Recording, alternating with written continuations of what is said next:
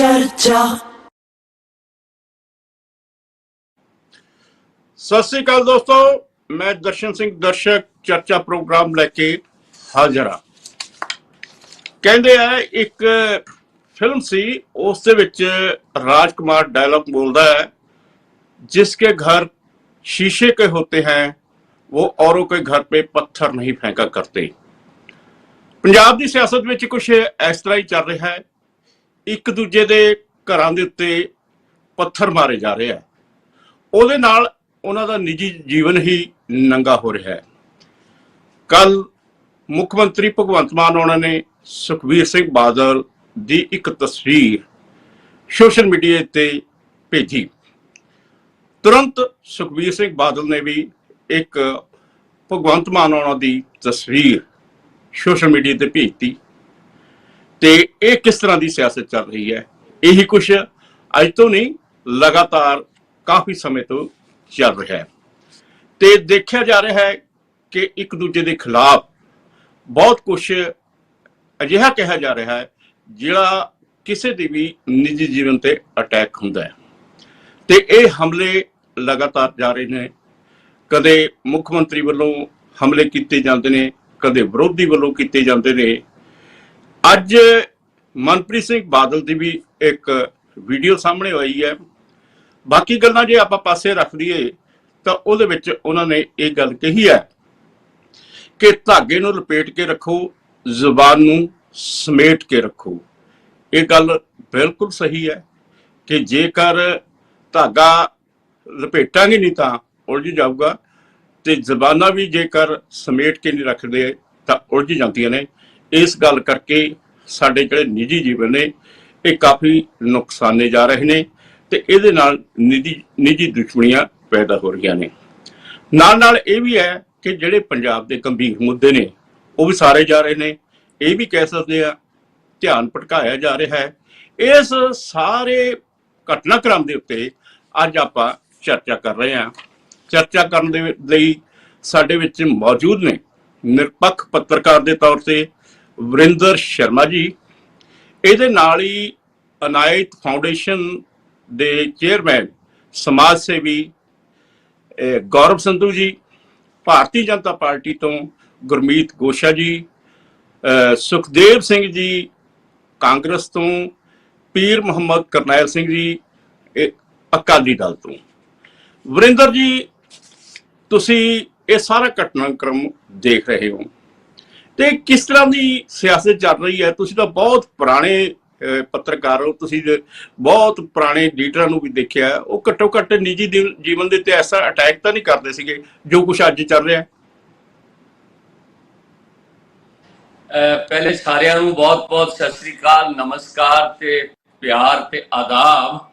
गल है दर्शक जी कि मैं वो दौर वेखिया है ਜਦੋਂ इंदिरा गांधी ने ਜਦੋਂ प्रधानमंत्री जित हासिल की, पाकिस्तान के उत्ते दो टुकड़े किए, बांग्लादेश बनाया, उस वेले विरोधी धुर दे नेता अटल बिहारी ने इंदिरा गांधी दुर्गा का अवतार है। मैं वक्त देखिया जदों नरसिम्हा राव प्रधानमंत्री सी ते यूएनओ दे विच देश की प्रतिनिधिता करने वास्ते अटल बिहारी वाजपेयी जी नूं भेजिया गया उत्थे। ते जदों मैं हुण ये दौर देखदा कि इन्नी घटिया शब्दावली एक दूजे वास्ते वरती जा रही है ते मैनूं कई बार अब शर्म लगदी है कि मैं इसे देश च पैदा होया, कि ये बाबे नानक दा देश, कि ये भगवान राम दा देश है, ये कृष्ण दा देश है, जिन्हां ने महाभारत दे विच अखीर तक भी शब्दावली माड़ी नहीं की। भावें जंग लई तैयार होए उदों भी भगवान कृष्ण जाके बड़े वधिया ढंग नाल ये कहते रहे कि यार 5 पिंडी दे दिओ, काम निबेड़ो, माड़ा शब्द नहीं इस्तेमाल कीता। और साडा ये देश, असीं अपने आप नूं गुरुआं कहने आ, असीं अपने आप नूं धर्मां वाले कहने आ। किहड़ा धर्म सिखाउंदा है, किहड़ी सियासत सिखाती है कि असीं एक दूजे के खिलाफ इहो जी शब्दावली का इस्तेमाल करिए? म्यार दिनों दिन गिरदा जा रहा है। ਔਰ ਐਸੀਆਂ ਘਟੀਆਂ ਫੋਟੋ ਤੁਸੀਂ ਇੱਕ ਦੂਜੇ ਦੀਆਂ ਪਾਣ ਲੱਗ ਪਏ ਹੋ, ਲੋਕ ਤੁਹਾਡੇ ਬਾਰੇ ਕੀ ਸੋਚਣਗੇ। ਜਿੱਥੋਂ ਤੱਕ ਕਰਪਸ਼ਨ ਦੀ ਗੱਲ ਹੈ ਨਾ, मैं बड़ा स्पष्ट होकर कहना चाहना कि करप्शन के मामले च कोई पोलिटिकल पार्टी ऐसे ने पिछे नहीं जे, इस हमाम च सब नंगे ने। और जदों तक इलैक्शनां ते विधान सभा के इलैक्शन ते 10 करोड़ रुपया लगेगा, लोक सभा की इलैक्शन ते 50 करोड़ रुपया 100 करोड़ रुपया लगेगा, ते करप्शन होएगी, करप्शन खत्म नहीं जे होनी। करप्शन के मामले च कोई पिछे नहीं, फिर ਉਹਦੇ ਬਾਵਜੂਦ ਤੁਸੀਂ ਉਹਨੂੰ ਕੋ ਤੂੰ ਬੇਈਮਾਨ ਹੈ, ਉਹਨੂੰ ਕੋ ਤੂੰ ਬੇਈਮਾਨ ਹੈ, और बेईमान कहन तो अगे चले गए कि ऐसे ऐसे शब्दों का इस्तेमाल करते हो। निजी जिंदगी बारे कहो उन्हें ब्याह क्यों करा लिया है, ते वो अगे कहे तेरे प्यो ने 2 ब्याह कराए सी। इंज दियां जिहड़ियां गल्लां ने कित्थे चलियां गईयां। वेला इस वेले यह है दर्शक जी, और जिम्मेदारी सरकारी पार्टी की बनती है। भगवंत मान जी नूं एक बारी कोशिश करनी चाहिए है, आल पार्टी की मीटिंग बुला के सारे जिन्ने मुख लीडर ने सारिया राजनीतिक पार्टियां दे उन्होंने बुला के चाहिए कि एक पैमाना फिक्स कर लीए, एक लिमिट फिक्स कर लीए कि इस तो माड़े शब्द असी नहीं बोलांगे। हाँ, जे फिर भी कोई बोले फिर भगवंत मान जी कह सकते हैं कि देखो मैं बुलाया भी सी, मैं बोलता भी नहीं, पर फिर हुण मेरे खिलाफ जे माड़ी शब्दावली का इस्तेमाल करनगे तो फिर मैं भी करांगा। क्योंकि एक गल पक्की है कि ये बाकी लोगों को सोच लेना चाहिए कि भगवंत मान एक आर्टिस्ट भी है, भगवंत मान दे कोल डायलॉग भी है ने, उहदे कोल मसाला भी बड़ा जे। ये जे कोई एक बंदा भगवंत मान नूं पहला माड़ी गल कहेगा, वो 2 कहेगा और टिका के गाएगा, बिकॉज वो आर्टिस्ट है, उन्होंने पता है, उन्हें सारा कुछ तो पहला बहुत सारे नाटकां च कीता है, बहुत सारे उन्हें वीडियो बनाई उन्हें कीता होया, उहदे लई औखा नहीं। पर जिम्मेवारी सरकार दी होंदी है। जे असीं पंजाब दी गल करिए ते भगवंत मान नूं चाहीदा वो आल पार्टी मीटिंग बुलावे। जे असीं टोटल देश की गल करिए ते नरेंद्र मोदी जी नूं चाहीदा वो आल पार्टी मीटिंग बुलाण ते शब्दावली बारे कोई एक म्यार फिक्स कर लैण कि इत्थों थल्ले नहीं बोलना। गल अगे वधी जाएगी, नवी जनरेशन इस तो भी भैड़ी आएगी, तो इत्ते रोक लानी चाहिए है। मेरा मनना यह है दर्शक जी। गल यह है कि तुसीं ये गल कही भी आल पार्टी मीटिंग बुलाई जानी चाहिए है। वैसे तो गल है कि खुद ही जिहड़े इन्हां डिसिपलिन दे विच रहना चाहिए, अनुशासन दे विच रहना चाहिए। अनुशासन पहले भी जिहड़े सियासतदान सीगे बड़े अनुशासन दे विच रह के काम करते सीगे। ते पीर मुहम्मद जी खास तौर पर जिहड़ी इस सारी आपां चर्चा कर रहे हैं वो कल के घटनाक्रम के संदर्भ दे विच है। इस तो पहला भी चलो बहुत सारी गल्लां चलदी आई है, तुसीं इस संबंध विच की कहोगे? मैं देखो वरिंदर शर्मा जी ने बहुत सोहने अपने विचार रखे ने, मैं उस लड़ी को अगे तोड़ना चाहना। मैं ये गल कहनी चाहना कि देखो जिहड़ी साडी जबान है, जिहड़ी साडी तहजीब है, जिहड़ा साडा बोलन शैली है, इसका किसी अहुदे नाल कोई नहीं हैगा। ये हर व्यक्ति का अपना एक जिहड़ा ना कोई आम व्यक्ति, चाहे कोई मुख्यमंत्री है, चाहे कोई प्राइम मिनिस्टर है, चाहे कोई आम व्यक्ति है जिन्होंने आपां कह दिंदे आ कि जिहदे नाल कोई डेजिग्नेशन नहीं, जिन्होंने कोई जानदा नहीं, ये तुहाडी तहजीब जिहड़ी है, संस्कार जिहड़े आ, ये उन्हां दे उत्ते डिपेंड करदा कि तुसीं दुनिया दे विच विचरदिया होया किस भी अपने आले दुआले दे विचों जिहड़ा एक प्रभाव ग्रहण करदे हो जां अगले नूं प्रभाव देना चाहुंदे हो। सो इहदे विच भी कोई दो राय नहीं कि जिवें वरिंदर शर्मा जी ने कहा है कि पंजाब दे मौजूदा मुख्यमंत्री भगवंत मान वो एक कमेडियन कलाकार ने, और जिहड़ी उन्हां दी प्रसिद्धि होई, जिहड़ा कि वो इस मुकाम तक पहुंचे आ, उस दे विच उन्हां दा इस दे विच बड़ा वड्डा इस गल दे विच योगदान है कि उन्हां दे कोल एक कुदरत वालों एक करा हुंदी है ना कि एक गॉड गिफ्ट कि उन्हां नूं अपनी गल जचाउणी आउंदी है, चाहे वो गलत करन गल ते चाहे सही करन, वो लोकां दे विच अपना ये प्रभाव जिहड़ा छड्ड जांदे आ। सो असल दे विच गल की है कि जिहड़ा मुख मंत्री दी चेयर है, ये जिहड़ा इस चेयर दा एक अलग सत्कार है।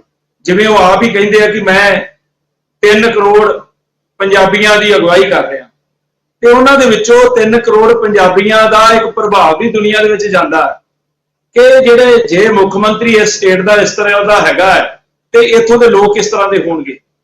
ਕਿਉਂਕਿ ਸਟੇਟਸਮੈਨ ਜਿਹਨੂੰ ਆਪਾਂ ਕਹਿੰਦੇ ਆ ਕਿ ਇੱਕ ਬੰਦੇ ਦਾ ਆਪਣਾ ਪ੍ਰਭਾਵ ਜਿਹੜਾ ਹੈ ਉਹ ਉਸ ਦੇ ਵਿੱਚੋਂ ਆਪਾਂ ਦੇਖਦੇ ਆ ਨਾ ਕਿ ਪਰਿਵਾਰ ਦੇ ਮੁਖੀ ਦੀ ਗੱਲ ਜਦੋਂ ਹੁੰਦੀ ਹੈ ਕਿ ਅਗਲਾ ਕਹਿੰਦਾ ਜੀ ਜੇ ਕਿਸੇ ਪਰਿਵਾਰ ਦਾ ਜਿਵੇਂ ਵੱਡਾ ਵਿਅਕਤੀ ਜਿਹਨੂੰ ਆਪਾਂ ਪਿਓ ਕਹਿ ਦਿੰਦੇ ਆ ਤੇ ਉਹ ਜਦੋਂ ਬੋਲੇ ਪੰਚਾਇਤ ਦੇ ਵਿੱਚ ਤੇ ਲੋਕ ਆਮ ਹੀ ਕਹਿ ਦਿੰਦੇ ਆ ਕਿ ਇਹਦੇ ਮੁੰਡਿਆਂ ਤੋਂ ਕੀ ਆਸ ਰੱਖੀ ਜਾ ਸਕਦੀ ਹੈ, ਇਹਦਾ ਪਿਓ ਵੀ ਇਸ ਤਰ੍ਹਾਂ ਦਾ ਹੀ ਹੈ ਤੇ ਅੱਗੇ ਇਹੋ ਜਿਹਾ ਪ੍ਰਭਾਵ ਜਾ ਸਕਦਾ। ਸੋ ਅੱਜ ਕਹਿਣ ਤੋਂ ਭਾਵੇਂ ਹੈ ਕਿ ਜਦੋਂ ਮੁੱਖ ਮੰਤਰੀ ਸਾਰੇ 3 ਕਰੋੜ ਪੰਜਾਬੀਆਂ ਦੀ ਪ੍ਰਤੀਨਿਧਤਾ ਕਰਦੇ ਆ ਤਾਂ ਉਹਨਾਂ ਦੀ ਜਿਹੜੀ ਕਹਿਣ ਜੋ ਕੁਝ ਕਹਿੰਦੇ ਆ ਉਸ ਦਾ ਪ੍ਰਭਾਵ ਉਹ ਸਾਰੀ ਦੁਨੀਆ ਦੇ ਉੱਤੇ ਜਾਂਦਾ ਹੈ। ਤੇ ਇਸ ਸੰਬੰਧ ਵਿੱਚ ਅਸੀਂ ਸੁਖਦੇਵ ਸਿੰਘ ਜੀ ਕੋਲ ਜਾਵਾਂਗੇ। ਇਸ ਤੋਂ ਪਹਿਲਾਂ ਲੈਣੇ ਆ ਇੱਕ ਬ੍ਰੇਕ ਤੋਂ ਬਾਅਦ ਫਿਰ ਹਾਜ਼ਰ ਹੋਣੇ ਆ। ਚਰਚਾ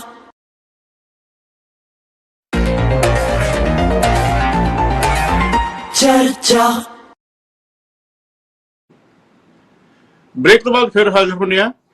ਸੁਖਦੇਵ ਸਿੰਘ ਜੀ ਜਿਹੜੇ ਮੌਜੂਦਾ ਪੰਜਾਬ ਦੇ ਵਿੱਚ ਇਸ ਸਮੇਂ ਵਿਰੋਧੀ ਧਿਰ ਦੇ ਜਿਹੜੀ ਕਾਂਗਰਸ ਹੈ ਵਿਰੋਧੀ ਧਿਰ ਹੈ ਤੇ ਉਹਨਾਂ ਦੇ ਨੁਮਾਇੰਦੇ ਨੇ। ਸੁਖਦੇਵ ਜੀ ਇਹ ਜੋ ਕੁਝ ਵੀ ਚੱਲ ਰਿਹਾ ਹੈ ਇਹ ਇਸ ਦਾ ਕੀ ਪ੍ਰਭਾਵ ਪੈ ਰਿਹਾ ਹੈ? ਇਸ ਦਾ ਜਿਹੜਾ ਇਕੱਲਾ ਮਤਲਬ ਆਪਾਂ ਇਹ ਨਹੀਂ ਹੈ ਵੀ ਤੁਸੀਂ ਇੱਕ ਦੂਜੇ ਦੇ ਮਤਲਬ ਵਿਅੰਗ ਕਰ ਲਏ ਸਾਰਾ ਕੁਝ ਚੱਲ ਰਿਹਾ, ਪਰ ਆਮ ਜਨਤਾ ਤੇ ਇਹਦਾ ਕੀ ਅਸਰ ਜਾਂਦਾ ਹੈ? ਦੇਖੋ ਦਰਸ਼ਕ ਜੀ ਗੱਲ ਇਹ ਹੈ ਜਿੱਥੋਂ ਤੱਕ ਤੁਸੀਂ ਆਮ ਜਨਤਾ ਦੀ ਗੱਲ ਕਰਦੇ ਹੋ ਪ੍ਰਭਾਵ ਤਾਂ ਆਮ ਜਨਤਾ ਤੇ ਜਾਣਾ ਹੀ ਹੈਗਾ। ਦੇਖੋ ਹਰ ਇੱਕ ਜਿਹੜਾ ਇਸ ਸੂਬੇ ਦਾ ਵਾਸੀ ਹੈ ਉਹ ਮੁੱਖ ਮੰਤਰੀ ਵੱਲ ਝਾਕਦਾ ਤੇ ਜਾਂ ਆਪੋਜੀਸ਼ਨ ਵੱਲ ਝਾਕਦਾ, ਦੋਨਾਂ ਵੱਲ ਹੀ ਝਾਕਦਾ ਨਾ। ਉਹ ਕਹਿੰਦਾ ਵੀ ਉਹ ਕੋਈ ਚੰਗਾ ਕੰਮ ਕਰੂਗਾ ਤੇ ਆਪੋਜੀਸ਼ਨ ਵੱਲ ਝਾਕਦਾ ਵੀ ਉਹ ਕੋਈ ਚੰਗਾ ਮੁੱਦਾ ਉਠਾਉਣਗੇ, ਜੇ ਕੋਈ ਸਰਕਾਰ ਗਲਤੀ ਕਰਦੀ ਆ ਉਹ ਮੁੱਦਾ ਉਠਾਉਣਗੇ। ਪਰ ਹੁਣ ਹੋ ਕੀ ਰਿਹਾ ਹੈਗਾ, ਹੁਣ ਅਗਰੈਸਿਵ ਰਾਜਨੀਤੀ ਕਰਨ ਦੀ ਕੋਸ਼ਿਸ਼ ਕੀਤੀ ਜਾ ਰਹੀ ਹੈ ਸੀਐਮ ਸਾਹਿਬ ਵੱਲੋਂ। ਉਹ ਅਗਰੈਸਿਵ ਰਾਜਨੀਤੀ ਕਰਨੀ ਚਾਹੀਦੀ ਹੈ ਪਰ ਉਹ ਅਗਰੈਸਿਵ ਰਾਜਨੀਤੀ ਦੇ ਨਾਲ ਨਾਲ ਅਗਰੈਸਿਵ ਸ਼ਬਦਾਵਲੀ ਵੀ ਵਰਤ ਰਹੇ ਨੇ। ਉਹ ਇੱਕ ਗੱਲ ਦੇ ਵਿੱਚ ਫਰਕ ਨਹੀਂ ਸਮਝ ਰਹੇ, ਹੈ ਤਾਂ ਬਹੁਤ ਵੱਡੇ ਆਰਟਿਸਟ ਪਰ ਉਹਨਾਂ ਨੂੰ ਇਸ ਗੱਲ ਦਾ ਫਰਕ ਨਹੀਂ ਪਤਾ ਵੀ ਅਗਰੈਸਿਵ ਰਾਜਨੀਤੀ ਵੱਖਰੀ ਚੀਜ਼ ਹੈ, ਅਗਰੈਸਿਵ ਸ਼ਬਦਾਵਲੀ ਵੱਖਰੀ ਚੀਜ਼ ਹੈ। ਅਗਰੈਸਿਵ ਰਾਜਨੀਤੀ ਨਾਲ ਉਹਨਾਂ ਨੂੰ ਹੋ ਸਕਦਾ ਫਾਇਦਾ ਹੋਵੇ ਪਰ ਜਿਹੜੀ ਅਗਰੈਸਿਵ ਸ਼ਬਦਾਵਲੀ ਵਰਤ ਰਹੇ ਨੇ ਉਹਦਾ ਨੁਕਸਾਨ ਸਮਾਜ ਨੂੰ ਵੀ ਹੁੰਦਾ ਤੇ ਸਾਡੇ ਸੂਬੇ ਦੇ ਲੋਕਾਂ ਨੂੰ ਵੀ ਹੁੰਦਾ ਤੇ ਰਾਜਨੀਤਿਕ ਸਪੈਕਟਰਮ ਨੂੰ ਤਾਂ ਹੋਣਾ ਹੀ ਹੋਣਾ ਹੈਗਾ। ਤੁਸੀਂ ਦੇਖੋ ਅੱਜ ਜਿਹੜੀ ਸ਼ਬਦਾਵਲੀ ਦਾ ਚੋਣ ਹੋ ਰਹੀ ਹੈ ਉਹ ਮੇਰੇ ਖਿਆਲ ਦੇ ਵਿੱਚ ਮਿਆਰ ਦੀ ਨਹੀਂ ਹੈ, ਉਹ ਲੋਕਾਂ ਦੇ ਵਿੱਚ ਬੈਠ ਕੇ ਗੱਲ ਕੀਤੀ ਨਹੀਂ ਜਾ ਸਕਦੀ। ਅਸੀਂ ਹੁਣ ਬਲੋ ਦੀ ਬੈਲਟ ਸ਼ੁਰੂ ਹੋ ਗਏ। ਹੁਣ ਤੁਸੀਂ ਦੇਖੋ ਨਾ ਇਹ ਰਾਜਨੀਤੀ ਸ਼ੁਰੂ ਕਿੱਥੋਂ ਹੋਈ? ਸ਼ੁਰੂ ਵੀ ਆਮ ਆਦਮੀ ਪਾਰਟੀ ਦੇ ਚੱਲਣ ਤੋਂ ਬਾਅਦ ਹੋਈ।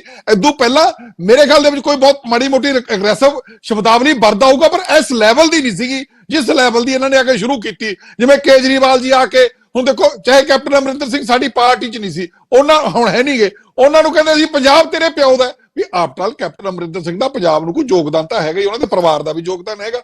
ਉਹ ਕਹਿੰਦੇ ਉਹਦੇ ਪਿਓ ਦਾ ਏਦਾਂ ਦੇ ਸ਼ਬਦ ਵਰਤਨੇ।